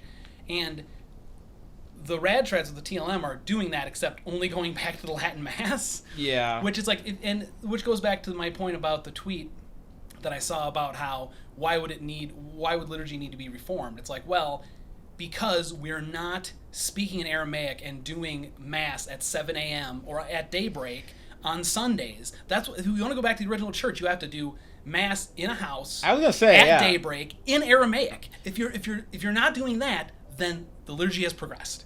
In Jerusalem, you have to be in Jerusalem, right? I mean, in a cave in Jerusalem. I mean, that's one of those like at sunrise in Aramaic. That's one of those lesser ironies of the Catholic Church, but because Latin kind of just became the default language because it was just the language of the Roman Empire, not because there's any sort of deeper spiritual significance to it. So it's kind of funny to me as an outsider being like, Latin is the only language that the Mass can be heard in. I'm like, the language of the Roman oppressors who crucified, the language of Nero is the one language. This is the only thing that can be spoken in. Is this the tongue of God? I'm sympathetic to the Mass being done in Latin worldwide, if we could make that happen still, just because no matter where you go in the world, you get the same experience. And it's universal, Well, that's a practical argument. It's not. That's exactly right. It's a practical thing more than a deeply spiritual thing. Because obviously, you just rip to shreds any sort of spiritual argument they could be. It's like... Well, even in like the Orthodox and Protestant traditions, this is something that's a notable factor because... Or even the lower church, because King James English is such a huge deal for fundamentalists, where they think that this particular translation of the Bible is God ordained for reasons I cannot explain to you and don't understand. But I mean, just on itself, though, if you look at King James English, or if you look at older translation or older versions of the Book of Common Prayer, or any of these older liturgical Protestant traditions, there is this reverence for high language and the sense that you do not approach the altar of God speaking the vernacular, which I think is perfectly reasonable and good. It's kind of arbitrary what language you do that in, because for the Anglicans they do it in Victorian English, which is it's not. There's nothing about that period of English history that makes it more holy than anything else. It's really, really not. But it's just the fact that you're using a higher form of the language, or a higher language in general, it does beautify the process, and more than anything, it makes you think outside of your normal thought process, right? Which it should be the point, but it's like I said, don't mix the means and the ends, otherwise you get the spiritual absurdity of thinking that Latin is the language of the angels or something crazy like that. Or you wind up with one Twitter schizophrenic was screaming, "God's Italian, cope." Genius. Or have you ever seen The Knight's Tale, the movie? No. It's a movie about medieval jousting. Asking me if I've seen a movie is... No, it's fair. I mean, my girlfriend got me into it. It's a Heath Ledger movie about medieval jousting. It's very fun. It's not the Canterbury Tale, Knight's Tale? Oh, it's Chaucer's the main character in the movie. So, really? Huh. So he's like one That's of a movie I'd want to see. Yeah. I might have actually seen that, to be fair. So yeah, there's a good line in the movie where the main character, they're all English, and they're just going from joust to joust because the main character is pretending to be a knight. And at one point they get into a fight with a French knight, and they start screaming, "Well, the Pope might be French, but Jesus is English." Which, as far as movie line goes, that's pretty high up there. That's right. But we all have our weird hang-ups about the need for things, which is, we're part of some of the same IRL groups, and I haven't seriously dialogued with other Catholics about why it is that I still am Protestant despite the fact that I hang out with them, but because I do get those sarcastic responses that, oh, he's Anglican, he's going to be Catholic soon, I just kind of return, equal fire, just being like, well, I'm sorry, but I don't believe there's any salvation outside of Canterbury. God is English, which I think is a fair response, but which is very similar to the Orthodox. I feel like nationalism. Although the funny thing is, I'm ethnically speaking, I'm German, which means which if I really wanted to just embrace my ethnocentric roots, I would just return to Missouri Synod and just I have returned to the religion of my people. I have joined with them. My beautiful, simplistic, strange people, which I am not Lutheran. I find that Missouri Synod Lutheranism is fundamentalist in ways I don't particularly like, but I get it. It is such a German religion. It is not even funny. I'm half Norwegian, quarter German, quarter English, so it's safe to say that not a single person in my lineage would be happy with me being a papist. Oh, goodness. All right, so for the record, we are now on our third beers each, and I stood up for a moment, and I was close to passing out. So this theological conversation is very close to going completely off the rails, but we will see how much farther this goes. Next, the Filioque. One of my dear Anglican friends on Twitter, because apparently there's a movement in Anglicanism to try to draw the whole of the Anglican Church into communion with Orthodoxy, and but essentially the Filioque is the thing that's gonna make or break it, but which is silly to me. Which obviously that thing it's sensitive enough that it's probably just not gonna happen. I just don't see the Orthodox ever teaming up with the English, then making how many patriarchal churches do they have? 6, something like that. One of my good friends that taught RCIA class where I used to live was an Anglican priest who became Catholic and is now a Catholic priest. And he's brought a handful of people from his congregation, but not as many as he would have liked. Was he a convert or was he an Anglo Catholic? Because there's multiple ways that can happen. All I know is that he was an Anglican priest.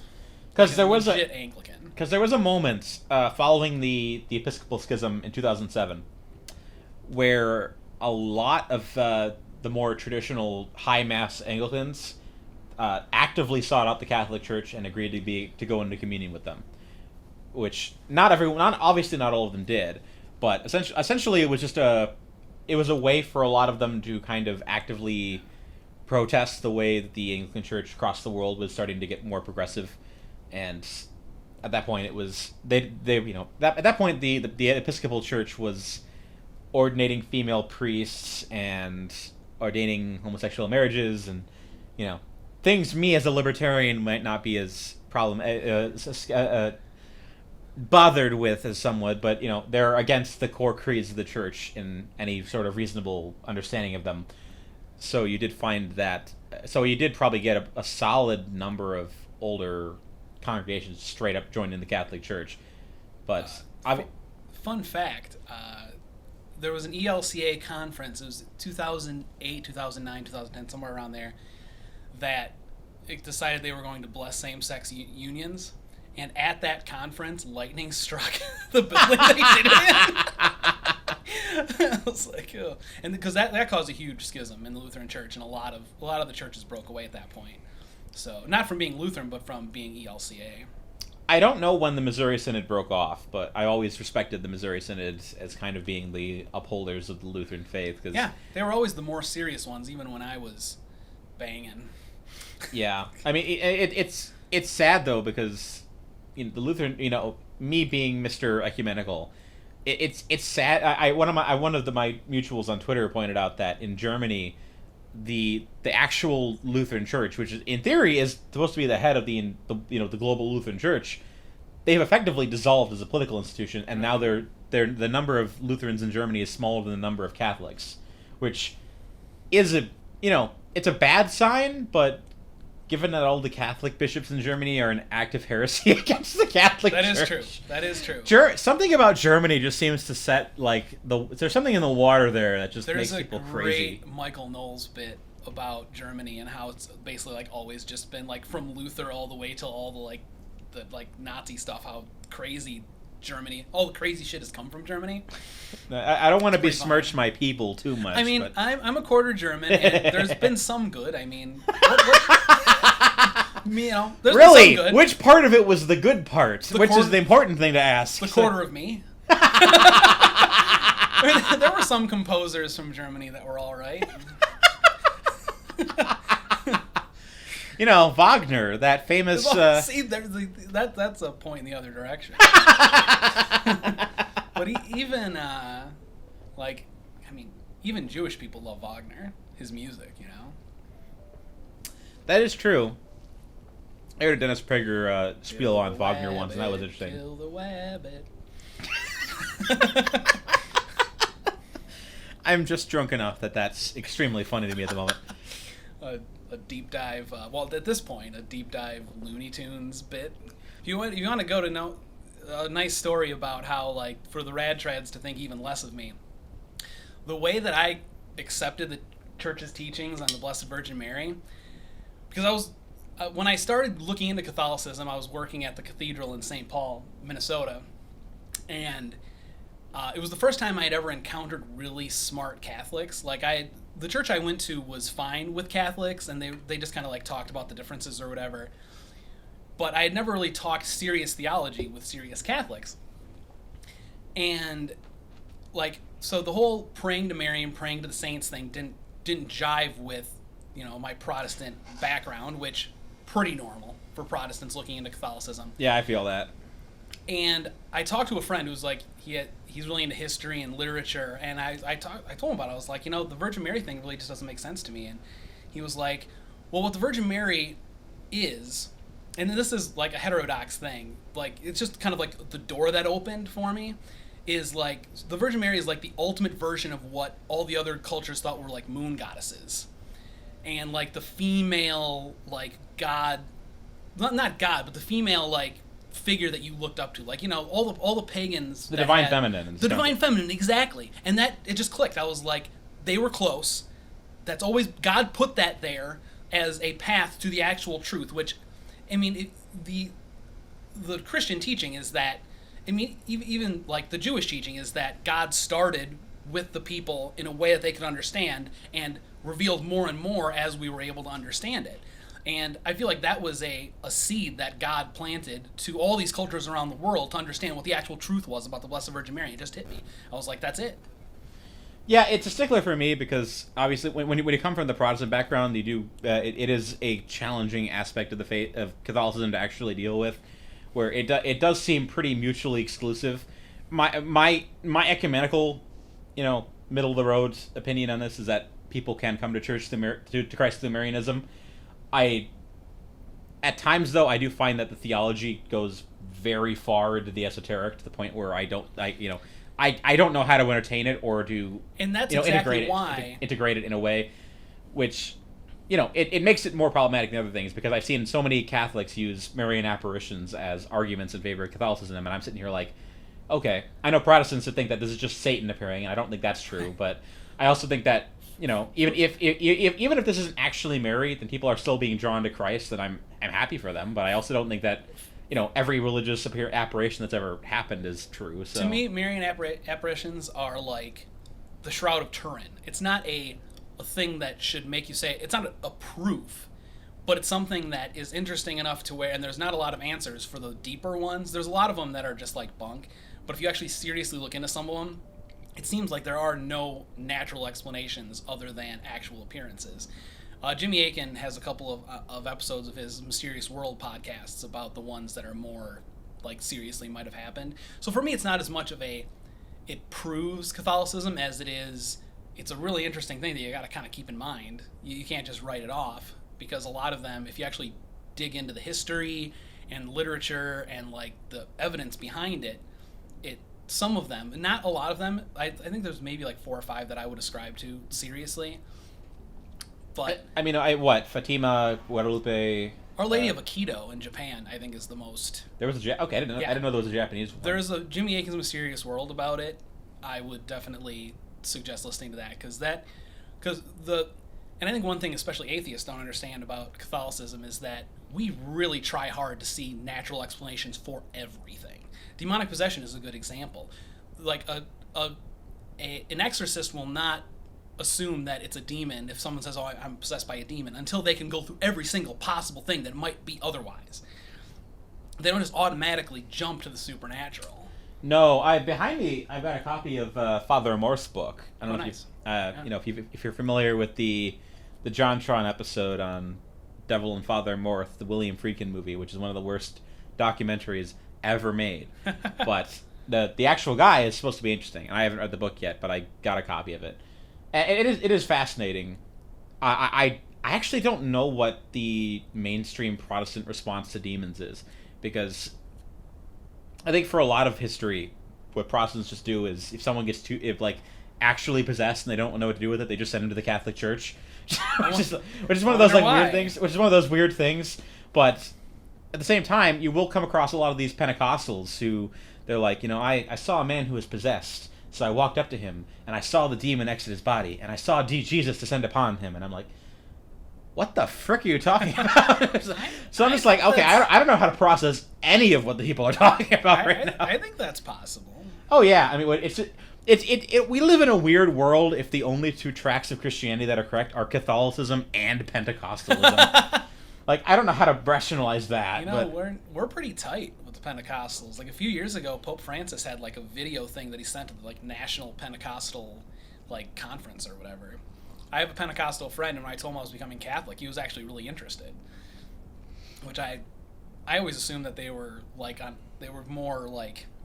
they always seem to take things really seriously. So I kind of thought that maybe they would think that Catholicism was like a cult or something. But I think it depends. I like a lot of the ones I've met are Fundy Baptist Pentecostals, and they tend to be more on the side of everything old and liturgical is satanic and repetitive. Like everyone likes to disabuse the verse in the Bible where it says don't your prayer shouldn't be repetitive, when the qualifier in that statement is vain repetitions. Right. Which has a very specific historical context where people would literally say, if you said this prayer a certain amount of times, then you would get what you wanted just because of the words. The words were magic. Yeah. That's what he was talking about. Which I think that applies to us too, as liturgical Catholics and Protestants. We cannot, if you pray the rosary a number of times, you aren't going to get what you want. You have to understand that these are meditative tools. They're not going to give you what you want. That's true in as much as that's the practical teaching for us to understand, but that wasn't even Jesus' point. Well, yeah. I mean, it's part of what our understanding is, though, because obviously that is a valid... Even though it's true. I agree. Yeah, I actually do find that it is a valid theological criticism insofar as you do see a lot of Catholics that are just the performative type. Like, one of the things you hear nowadays a lot is I used to be Protestant, but now I'm Catholic. This is all just people that have, they're coming out of bad experiences. But I've met the Protestant equivalent of that, and the Protestant equivalent of that is I went to Catholic church for 20 years, and I didn't know anything. I didn't read the Bible once. I didn't understand any of it. I was a performative Catholic my entire life, and I switched denominations, and I actually read the Bible, and then I started paying attention, which I think that's just an experience in modern Christianity, which is I have to throw out my entire adolescent tradition because I didn't pay attention to it when I was young, and I just need that freshness to my beliefs. That's something that I never thought to like dialogue with rad trads about is would they say that that the promulgation of the faith, like catechism classes and stuff, have gotten worse in the last 20 years? Like post-Vatican II, like before Vatican II, it was so strict, and also they weren't teaching the Bible very much. My mom grew up Catholic in like the 50s, and they weren't teaching the Bible. They just weren't. Post-Vatican II, emphasis on the Bible was in there, and directly post-Vatican II, it was beige Catholicism, as Bishop Barron says that he grew up in. But in the last 20 years, it's gotten a lot better. Like catechesis has gotten a lot better, and it's more of an emphasis on the Bible. We read the whole Bible in a 3-year span with the daily Mass and Sunday Mass cycles. So it's like the Bible is more in the center. Who the church is and what the church is clearer, I feel like. I wonder if the progression of catechesis would be an argument against, well, all post-Vatican II is just bad, Well, that's one of the funny things. Full stop. I'm starting to feel the beer hit me a little bit, but there's a Trad account on Twitter I've seen, and one of his arguments for arguing in favor of Catholicism is that he actively attacks the scriptures, and he said he downplays that they have any validity at all in determining authenticity or any sort of theology. And one of the things he says repeatedly is the scriptures have no value because they're flawed texts, and they only have value insofar as they affirm the Holy Church. And I'm just like, you are an active anathema with your own religion.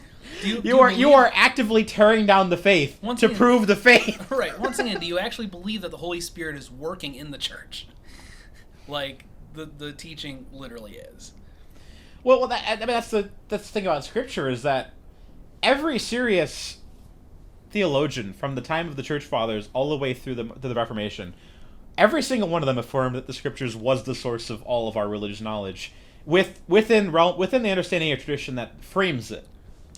So, if you're going to tear down tradition if you're going to tear down Scripture in favor of tradition, you're basically Episcopalian at that point, because Episcopalians only have the tradition and they don't care about the Scriptures, because they just think that everything is it's all just problematic. We're just going to follow Jesus and be nice and do stuff. It goes back to the point that the people far on one end become the people far on the other end, because the people who say only the Bible, only the exact words in the Bible, to the point where Martin Luther is not in the Bible, so I'm not going to believe what he said. I said that to you earlier today, didn't I? It's like, I feel like the person that you're talking about that's downplaying the Bible is literally just being antagonizing towards that group and is going so far in the other direction. And this is one of the things that Chesterton really taught me, that the foundation of truth and the foundation of revelation both are in paradox. And that's what a lot of the Protestant reformers didn't understand. It's free will and it's determined. It's scripture and it's tradition both.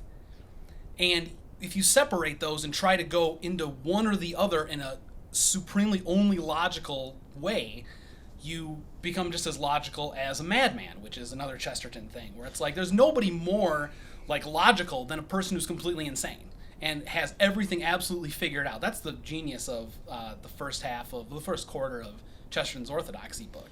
Chesterton really had it out for the Calvinists, but he had it out for a lot of people. So had it out in that he disagreed with them and was forthright with how he disagreed with them. He was brutal, though. He did not give them a lot of space. So, but obviously he wasn't. He would have been way more trad than a lot of the trads are, but just because of how older Catholicism was much stricter than modern. Even the trad versions of modern Catholicism are pretty. He was also a convert. Yeah. But he believed a lot of the stuff before he even became Catholic.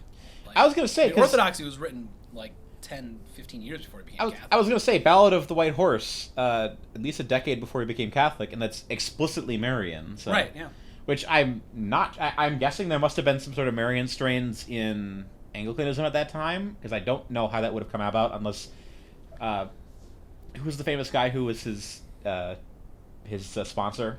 The priest that was his sponsor? Yeah. I can't remember his name. He was really famous, but yeah, he had a really famous sponsor, and that guy kind of he was friends with him for a long time. So I'm wondering if that might have turned him on to Marianism long before he became Catholic, or if that had been... There's a theory that he didn't become Catholic while one of his parents was alive, because he, either was influenced by them or didn't want them to like it just made it harder for him to become Catholic, which I totally understand, because my parents love me and support me and everything, but they were kind of leery about my becoming Catholic.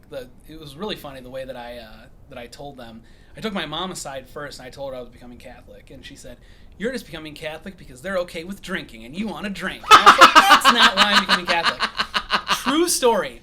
I take my dad aside and I tell him, becoming Catholic. His response, "You just want to become Catholic because they drink and you want to drink." He literally said the exact same thing, which maybe speaks to my alcoholism. I said before we started recording this, the only honest alcoholics in the South are the Catholics. Although I will also include the Anglicans in that, because the hardest drinkers I've met down here are Anglicans. And I mean that in the sense that they drink hard liquor. They do bourbon nights at my church. At least we don't have to hide the beer when the priest comes over. He'll want some, Yeah, exactly. My dad always used to say, wherever there's 4 priests, there's always a 5th. It's always one of my favorite lines. Yeah. I always love that. I do have some nascent respect for Baptist sobriety. I think that in some ways it's kind of a reflection of a unique form of fasting, where you are choosing a particularly sober life as a result of your faith, which I think is admirable. But people give it crap all the time, especially the people who depend on alcohol.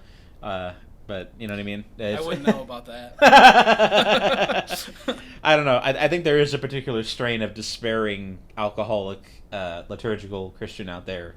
I have no way to describe it, but I've just observed this as totally sacramentally accurate, but they drink like a frigging fish. The good book does say that God gave us wine to cheer our hearts, okay? Yeah. I've heard alcoholics say the exact same thing, so... Well, 8% of people still believe that Elvis is alive. 8% of alcoholics will use that rationalization. No, I did it. The exception that proves the rule, to once again quote Chesterton. One of the funny, off topic, but I tried writing a book once. What topic? We're just kind of all over the place, which is good. Good. Yeah, we're on a third beer. That happens. But I was trying to write a book once, and I did a chapter on conspiracy theorism.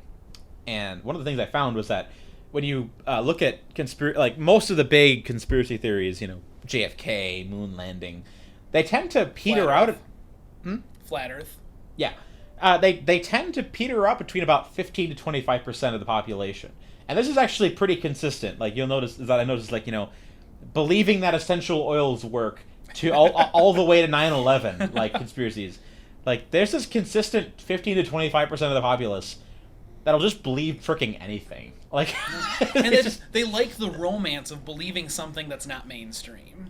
And they just have no trust for authority. They just actively believe that the world is out to get them. Which is a very American thing.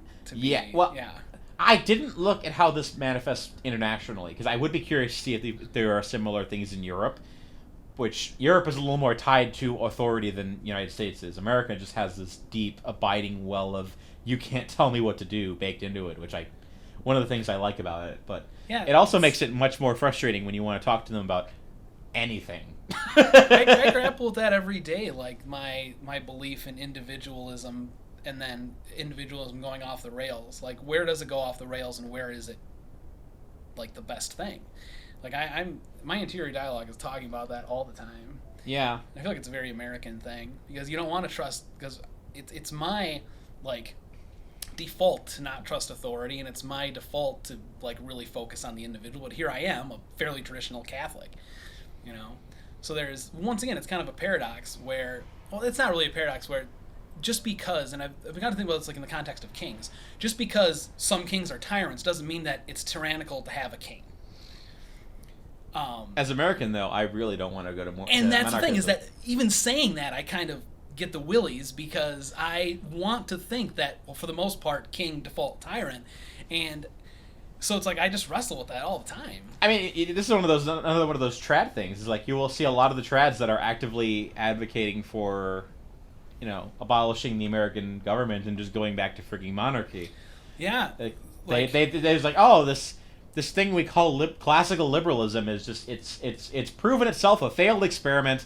We should just have someone declare themselves the king, and then we go back to the monarchy as God intended. I was talking to a rad trad friend recently, and I left the conversation thinking that I was a bad Catholic because I didn't want it to be the state religion. I was like, what's happening to me? That's one of those problems is that, I feel this too. You wind up in conversations with people, and you find yourself being like, you walk out of it and like, well, I'm the exact opposite of whatever that guy freaking was. Right. It doesn't even matter what it was. It's just you hear that guy talking. Well, I have to be the opposite of that guy because that guy's a freaking an awful human being. And I feel like that's like a less crazy version of or a less like slightly less reactionary version of that is the same thing with your friend or the person you saw on Twitter who went no scripture, like all tradition. Yeah, no, they're not my friends. Going against the whole authority of the scriptures. It's like you don't go in the other direction just to go in the other direction, or just because you disagree with the way that somebody's going about something. You can understand that somebody's really like off base by just how far they take something, but it doesn't mean you go equal opposite direction in the other way, which I don't think you were describing, but I just think I've said for a long time, like the reason the Protestant Reformation had any revolution. Just kidding. I'm holding back a few swear words right now. The only reason it had any credulity whatsoever is because they were appealing to Catholic moral norms. Right. Like, Luther stands at the Diet of Worms and he says, I'm a slave to the scriptures. I believe only what the scriptures tell me. I'm going off of it. I've read everything you have, because Luther had read all of the creeds and he'd read all of the church fathers, and he was aware of all this stuff. And he read very little Aquinas. He didn't like Aquinas. That was I mean, he didn't have enough knowledge to not like Aquinas. He thought he did, but he didn't even read him. That's one of the things I learned recently. In Eric Metaxas's book, he implies that he'd at least read part of Aquinas. I don't know how much he did, but he definitely did not like Aquinas from what he'd read. He didn't like Catholic scholasticism. But, when he stood before the Diet of Worms, his entire appeal was, I've read the scriptures, I understand it, I can quote it as equally as you can, and I want answers. And so I am the Pope now. I am the Pope, but German. I always like to say that Martin Luther was Pope Individual the First. I think there's plenty of problems with Martin Luther, but I have this deep admiration for him. Well, me too. I was Lutheran most of my life, and he was smart. He was devout. He was learned, but. Yeah, I mean, if we're going on positive things. And I don't consider him a saint. I think this, I think his life was too torrid to say that he had the quality that people have when they're saintly. They have that. There's he strikes me as someone who lived a very mixed, complicated life. But I still admire him, and I think a lot of his, especially if you dig into his theology, a lot of it's very good. You can debate whether he was ultimately right or not, but you meet so many Catholics that treat him like he's the frigging Antichrist. The thing about Luther is that the later he got in his life, the more serious mental issues he had. He did, and if you separate the more lucid early Luther, and if he would have died before the mental issues really kicked in, I obviously as a Catholic I wouldn't say he's a saint because he was heterodox in some ways. To put it mildly. I would say he's less heterodox than some of the more radical church fathers. That's true. The worst of Luther came after he was clearly deteriorating mentally, which gives me more leeway with him, because the earlier stuff is it's definitely closer to the Catholic Church than the majority of people call themselves Lutherans now. I mean, that's a banal point. Yeah, I mean, Lutheranism is going to die very, very rapidly within our lifetime. So it's all like. Protestants might become more like unified because they're all just going to break off into believing like maybe more vague like evangelicalism. So the two things I'm seeing right now, and they're very discouraging for me, is that you're seeing the death of the mainline Protestantism and the birth of a kind of a more aggressively culturally modern neo-charismatic evangelical movement, which of all the movements I believe is the only major religious movement that actually isn't actively hemorrhaging at the moment. Right. I don't particularly like the evangelical culture in a lot of ways, but it's solid. It's very hard to penetrate it because it's built on this very solid foundation of transferring values down through family and belief and connectivity, which so much of the culture is utterly given up on. And as much as some of my friends would like to remind me that all the Catholics are going to outbreed us soon, the Muslims for that matter. Oh yeah, the future holy war is going to be between the Mormons and the Muslims. So, the Catholics are going to have a place in that. I like alternate history, and my most absurd alternate history claim is that in 2069 the Great Mormon Crusade begins, and they take back Constantinople in a brutal 3-day crusade. But it was so brutal and so fast. The Mormons moved so quickly. They outbred us. There's nothing to stop them now. But Kool-Aid for everyone. I love my Mormon friends. They're great. They're probably listening to this too. So, hi Eric. But yeah, I think the two movements of Protestantism you're going to see is the main line's dying off, which means proper Presbyterianism, proper Lutheranism, proper Methodism, and proper Episcopalianism are going to cease to exist within our lifetime. The Drag Queen I was talking about was from a Methodist church. Of frigging course it was. Yeah, so I think that we're going to see that those mainline churches are going to die off in our lifetime because all they have is just these lifetime people who are, they're loyal members, but they're not drawing in old people. These churches, they fetishize the fact that they're trying to hold on to their remnant, and they don't really care about bringing in new people, which means they're going to die. Yeah. They're not going to exist in 100 years. They're going to become the new Quakers, which is sad because I think a lot of these movements are quite beautiful, and they have some very beautiful, if a bit esoteric theology to them. Which is an artsy-fartsy type I dig, Yeah, that's one of the things that turns me off. True. That's one of the things that turns me off about the trad phenomenon is that there's kind of this lack of fascination with some of the other with ecumenicalism in general. Right. And it's one of the things that draws me to Protestantism is that there is this that's not to say there isn't a diverse range of opinions in Catholicism, but there is this diverse range of understanding that comes from studying, spending a year studying Presbyterianism, then spending a year studying Lutheranism, and you get these completely different and radical, but still very fundamentally Christian views of the world, and you get this very sense of you actually kind of get to experience real diversity of opinion with these different things. But I think when it comes to the standard of the movements at the moment, we will like I said, we will see the death of the main line within our lifetime. But I think what we're also going to see is that the evangelical and Pentecostal movements are going to skyrocket. Because apparently the most rapidly expanding movement at the moment is the Pentecostal movement. Yeah. They're about to overtake Anglicanism as the third largest Christian movement at the moment, which is insane. Yeah. Because at the moment, Anglicanism holds a large portion of the former British territorial areas of Africa, which is one of the reasons why it's so huge.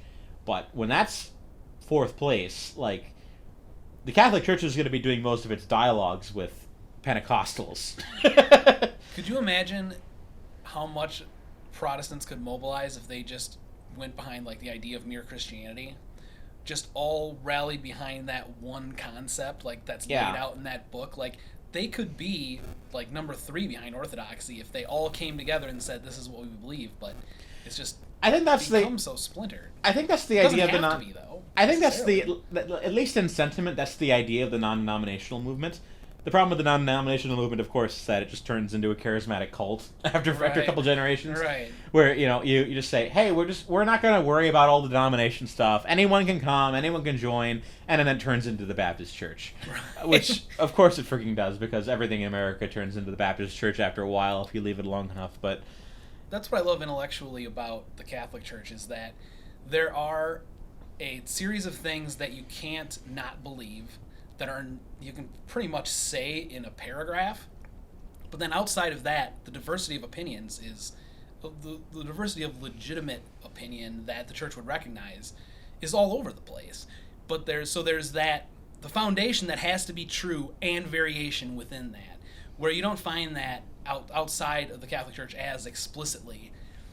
And it's especially difficult if you're a Protestant, because I guess Orthodox have this kind of trouble too with, like, what exactly do we... Well, the Orthodox don't have this issue. Like, what exactly do we have to believe? And that's where creeds come in. Yeah. And have you ever listened to, like, N.T. Wright? His kind of, like... Because he's big into the kingdom, you know? Jesus proclaimed the kingdom, and that was the main thing he was doing. And his main criticism of the Nicene Creed is that you go right from Jesus was born to Jesus died.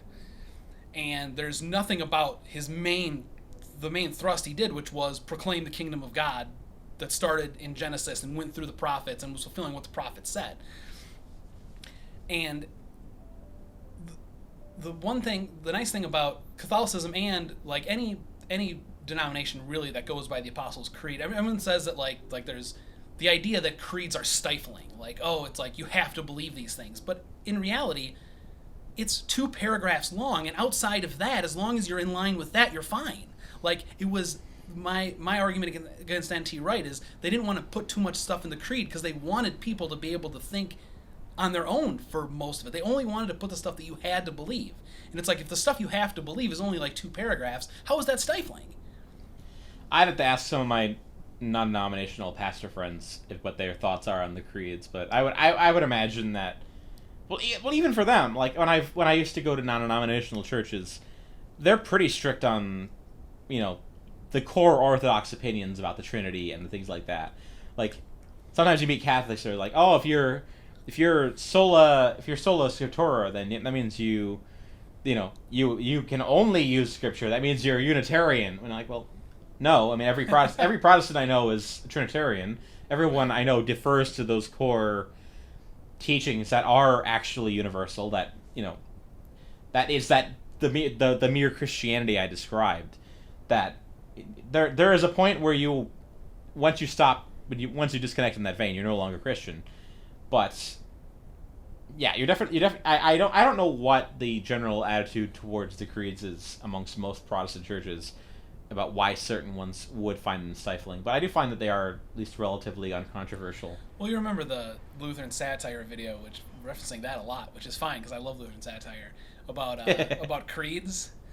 Have you ever seen that? I don't know if I've seen that one. Oh, it's so funny. It's so great. Basically about how, like, you say, you know, that creeds are bad, but every single person has things that they believe and things that are outside of what that belief is. Just because the creed writes it down, like, that's what makes it bad. Like, everyone has things that they believe, and if you're outside of that, you're outside of whatever they believe. Yeah, that's true. I mean, it's not, for the most part, they're uncontroversial. I could see certain ones being, like, you know, causing some theological debates like this about, what's the one that talks about the scathing of hell? The what now? When it's it's the beer talking. So forgive me. This one of the creeds says he descended into hell on the 30th he rose again. Yes. Which one is that one? That's the Nicene and the Apostles' Creed both say that. Okay, I was trying to remember which, because we recite the Nicene Creed every single Sunday at church.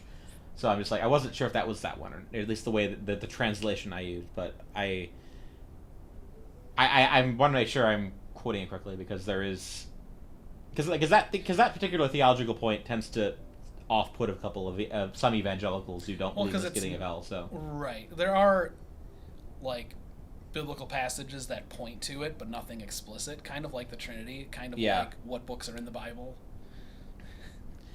Well, let's bring that up. Why don't we? No. Yeah, I'm already feeling the point where, I was gonna say, we're too many beers in to have that discussion. The gloves are off, my friends.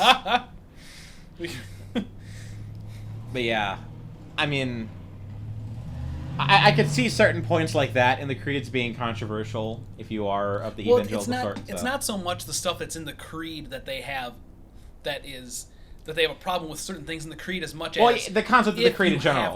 You have to believe these things. Which I think is more than anything. I think that's the reason why they're against it. Is they don't like that they're being constrained by those things that aren't strictly scripture.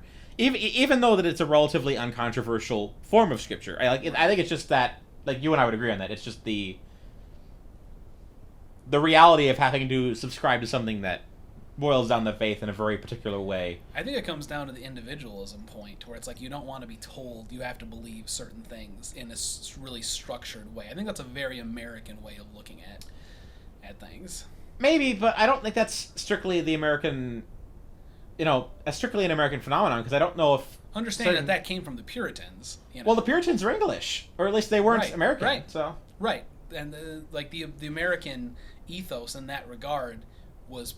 The foundation was put there by the Puritans, who weren't Americans, obviously, but it was that thought that makes us the individuals of America there in general, and that's like the fallout, basically.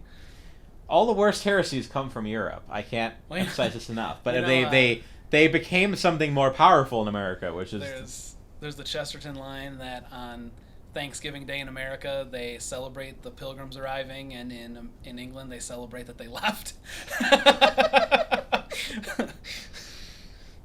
It's kind of hard to hate your ancestors, so. Right. I have very romantic feelings towards the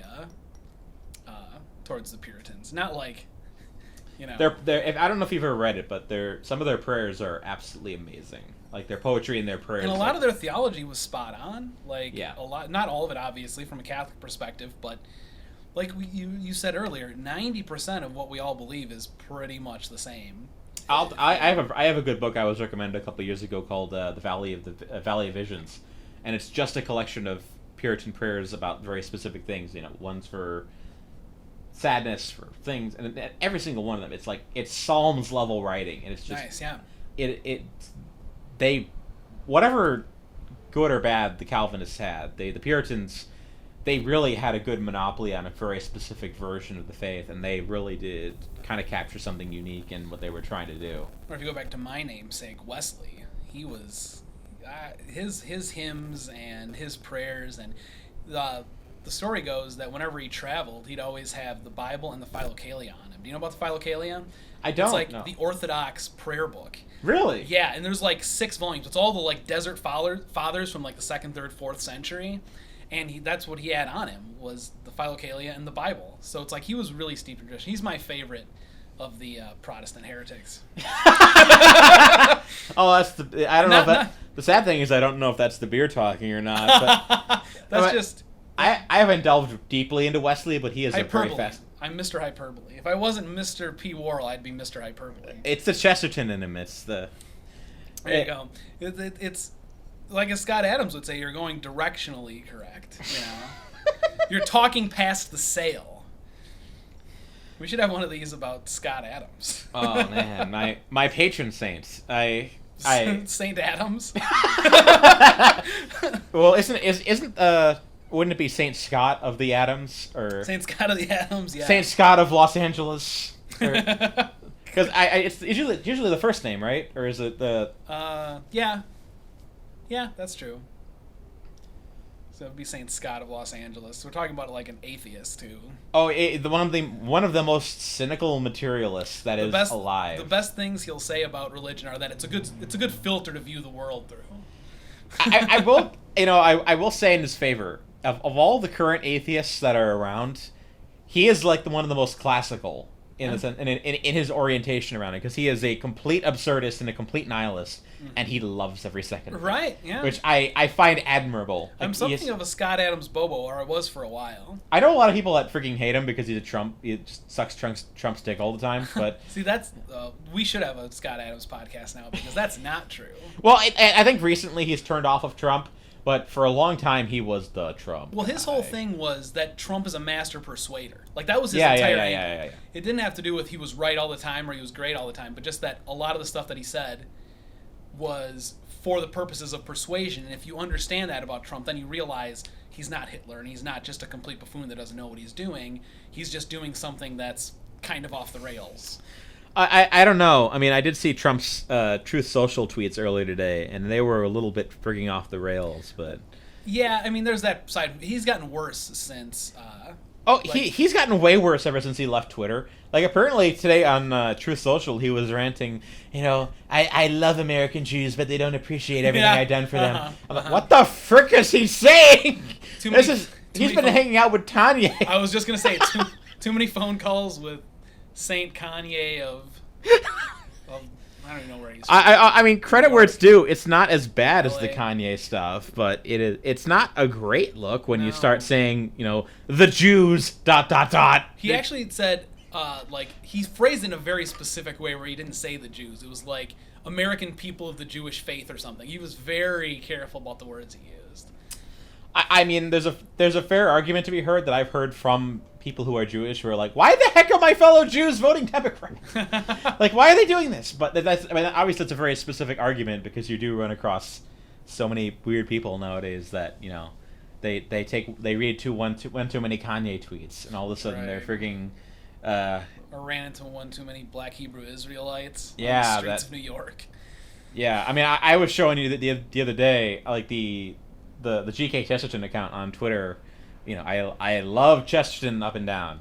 I love him to death. Did you? But if you read into his Jewish stuff, it is weird. Did you see the Chesterton scholar actually responded to that stuff, and that Chesterton account actually had to dig through stuff that hasn't even been published to find those quotes. They're not in any of his actual published stuff. Really? Yeah. I mean, that's still weird that they would dig it up, but I'm guessing it's also weird that the Chesterton people wouldn't be upfront about it, which was kind of my thought was like, if you really had to dig for this stuff, why did they have to dig? Well, the Chesterton Society swears up and down that G.K. Chesterton didn't have anti-Semitic opinions. Right. But then there's 3 quotes of him where he's like, it's not that the Jews are traitors, that traitors are Jews. That was one of the quotes that was not in anything Chesterton actually published. I take that to mean that's one of his personal opinions or something. Right, or it was in an essay that wasn't anthologized or something. It was not in any of his writings that are in print or have been published. I was gonna say he would be much more infamous if that was a public tweet. But the fact that the Chesterton account is running this right now, this is mainstream. It's weird. The thing is, they're not affiliated with the Chesterton Society. No, they're not affiliated. They're just a person who likes to put up Chesterton quotes, and they're clearly showing their colors now. There's clearly that bend to that account, which is too bad because it's mostly just good Chesterton quotes. But if they have that kind of angle to it, I mean, that says something about them, which is too bad. I don't know if you'd agree with this, but for whatever reason, I've noticed with certain strains of Trad-Catholicism, there is this weird latent strand of anti-Semitism that is tied to it. I actually have a good story about that. I work for a Catholic newspaper, and we had the diocese had a post about how a lot of the Catholic prayers are based on Jewish prayers. And just and the diocese actually won an award for this presentation, this social media presentation. They just kind of reposted some of the stuff. And one of the people who saw it must have been one of those super far rad trads who have some kind of anti-Semitism, because there were 10 angry reactions to it, and comments about how there's the part in the Gospel of John where they say that let his blood be on us and our children's children. Just basically really anti-Semitic stuff on this post for the diocese. So it exists for sure. Where do you think that comes from? Because I know stupidity mostly. Well, I mean, one of the things I've heard progressives claim that prior to Vatican II, the Catholic Church categorically blamed all Jews for the death of Christ, which I don't know if it's any truth to that at all. But just independently, I've noticed that there is, when you do get to the more radically trad groups, especially those who get really super deep into certain studies of classical Catholicism, they do tend to develop this latent resentment towards the Jews that I don't understand where it comes from, but I've never seen where the argument comes up. But I've observed it multiple times independently from multiple people. So my feeling is that it's more a contemporary political thing oozing into their faith than it is coming from the faith, where there is a strain of alt-right people who call themselves Catholics. And it's more of a, we're going to fit the square peg into the round hole of my faith into this thing that I already wanted to believe. And obviously the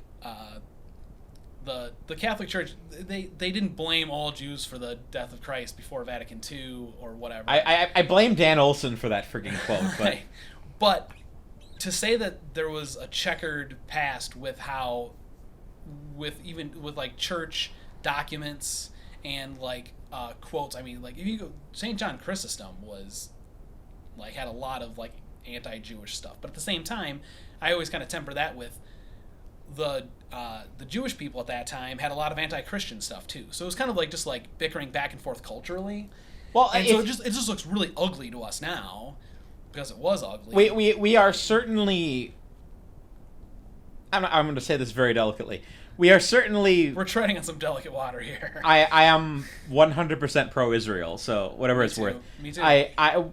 There is a bias that comes from having witnessed the way anti-Semitism has manifested in the 20th century, that makes us read things back into it that aren't there. Right. But so one of the best example is Martin Luther, because he got very famous for writing On the Jews and Their Lies later in his life. Right. But On the Jews and Their Lies was not anti-Semitic in the way that Mein Kampf was anti-Semitic. Modern anti-Semitism is based on this idea of cultural, materialistic, secular Judaism that is nepotistic and actively subversive against the mainstream order as a form of like jealousy. Classical anti-Semitism was bitterness about the rejection of Christ, right, which is a very different thing. And yeah. I want to, obviously, being bitter and angry towards the Jews is not something you should do, but it is categorically different than the kind of Judaism, the kind of anti-Semitism that throws people in ovens.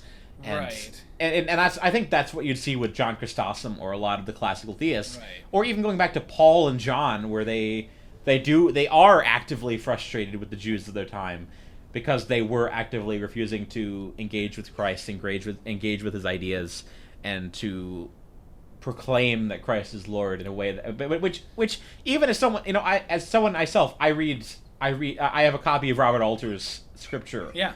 And I read it, and I kind of get why someone who's Old Testament would find Christ to be a square peg fit in a round hole, right, at times, because it is unconventional what his message is compared to what they assume the Messiah would be.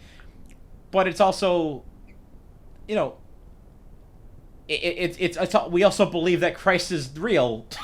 So it's complicated. That's the thing is, like, God never reveals himself in the exact way you think he's going to. And that was the entire history of Judaism up to the point of Christ. And all the stuff you've been saying has reminded me of N.T. Wright in so many different ways. He's like a hero of mine, too.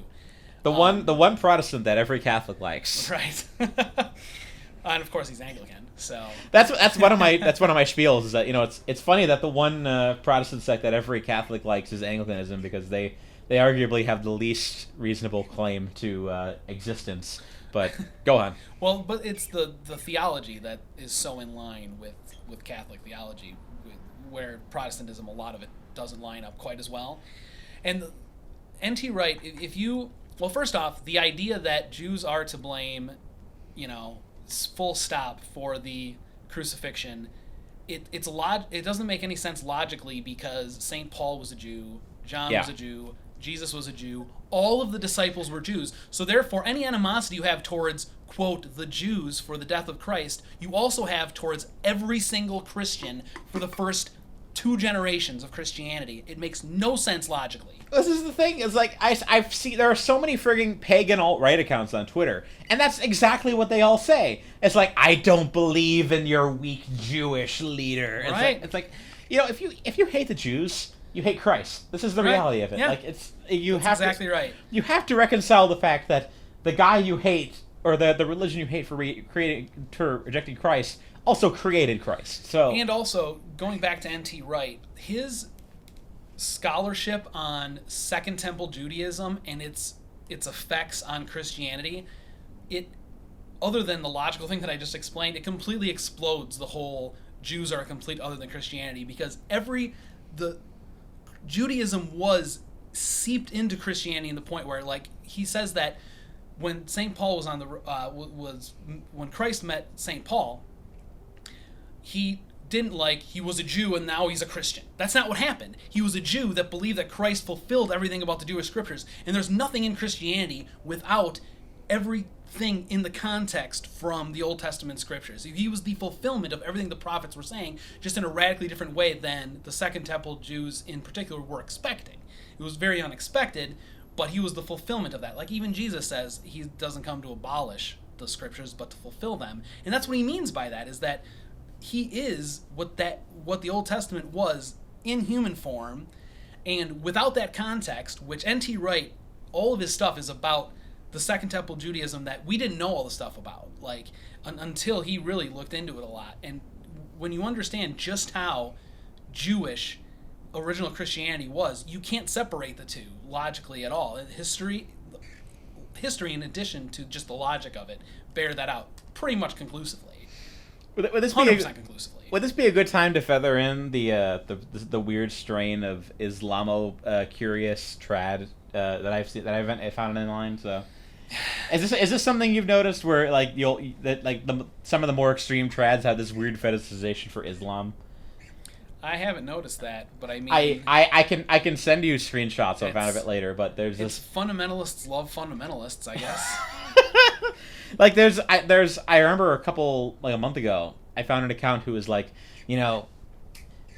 true Christianity has more in common with Islam than the Jews. I'm like, oh my gosh. You literally have to know nothing about history to say something that's stupid. Yeah, literally. But there's this weird trad, this isn't even normal trad. This is extreme trad, the 1% of the 1% of trads, right, who are just absolutely obsessed with Islam because they think it's brothers in Christ against modernity, because the Muslims hate modernity too. It's oh, Islam is so beautiful. Their prayers are so beautiful. Their understanding of Allah is so traditional. I want Christianity to be as traditional as Islam is.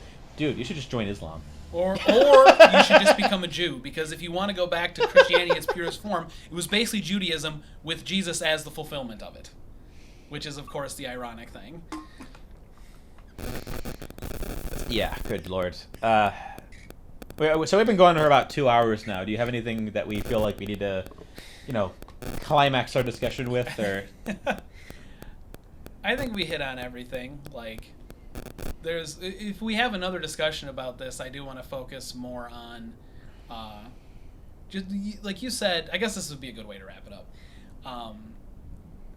Early on in our conversation, that 95% of stuff most Christians believe, and that's still true. We're talking about fringy people here for the most part, and my fear is just that if the more not quite crazy but still, Pope Francis either isn't the Pope, not even necessarily those people, but people who think that Pope Francis is bringing the church in a completely wrong direction, and Vatican II is terrible, and the ordinary form of Mass is terrible. If that starts becoming more mainstream, it just kind of unravels the more traditional Catholics that could be, a good hammer against the really, really radical people. And as long as we're dividing over things that are not as important, those people are going to become more prevalent. I will say the church as a whole is in a particularly weak moment. You saw this with Nancy Pelosi. Her bishop in San Francisco refuses to give her communion, but she goes to meet Pope Francis, and Pope Francis explicitly gives it to her, which... Not exactly. Well, that's the version I've heard. I'm willing to admit that it's probably wrong, but at the very least, my point is just that there is a tendency for the Catholic Church and the Protestant Church and the Orthodox Church, really any Christian right now, we are not in the position of strength. We can't enforce our beliefs. We're on the back foot, and that means we kind of have to live with that. And we're better off than the 1800s, Yeah. and early 1900s were better off than Catholicism was in the mid 20th century when it was very, very closed off. And I do think we're in a better place in that modernity and modernism is siphoning off people who didn't actually believe in the first place. Yeah. I feel like maybe a good final thing is, which is because you were talking about the Nancy Pelosi thing.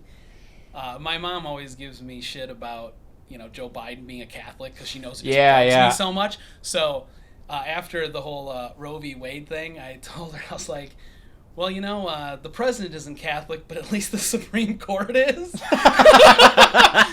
like that very much, but... That is good. I mean, that's true. I mean, one of the things my girlfriend says is, like, all the most interesting voices in American life right now are Catholics. And for whatever that means, right? All the new voices that are popping up, be it Michael Knowles or I don't know, Mari. Sohrab Ahmari, that's a good example. Like, a lot of these, the new age young people, a lot of them are Catholics. And that's not to say that there's, I don't think the great Catholic rebellion that, the great Catholic integralist revolution is coming necessarily. But if nothing else, there is a movement of more conservative Catholics that is rising up. And it's interesting and it's fascinating. And I love engaging with it. And it's one of the reasons why I do as much ecumenical outreach with Catholics as I do, because I think that they're sensitive to a lot of things that Protestants aren't, and I think that that's very good and very right, and this dialogue is extremely important, even if you don't ultimately believe in everything that means. But again, in defense of the to give the trads their due, they sense the problems very well. They sense that we are in a bad moment. I don't think their solutions are good. See, I actually disagree, because I think we are in a better moment than we've been in the church in like 200 years. This is one of the things that I will say as a Protestant. The church and the state of the world are two very different things. Yeah. What saves you as a human being and brings you to heaven is not the same thing that saves the world. I think that for a lot of the trad Catholics, they see both of those things as being indistinguishable. They want to bring the monarchy on earth because they want to create the kingdom of heaven on earth. Right. And they don't think that you can do that unless you have a central authority that is both political and religious, which is why they like Islam. But which I think I think that's probably what separates you and I, is that we do have a clear separation of the city of God and the city of man, where we can support America as a cultural experiment that allows for plurality and freedom and understanding, and still admit that we want a world that follows Christ and truth, because that's ultimately the truth. That's exactly right. Couldn't have said it better myself. Which is why we're not trads. Right. As much as we still love them. Yes, they are our brothers in Christ, and I love all of them. I just calm down, have kids, calm down a little bit, and then let's talk. Right. There we go. Have a kid. That could be the name of this podcast. Calm down a little bit and let's talk. This is neat. We should do like a war mode style podcast where it's you and I getting drunk, and it's just called Calm Down. There you go. All right. Do you wanna plug anything before we close? I know you have a couple blogs that you don't do under your name. Well, I mean, my name is Wesley P. Worrell. You can just find me on Twitter. Be my 10th follower, and I'll buy you a Coke.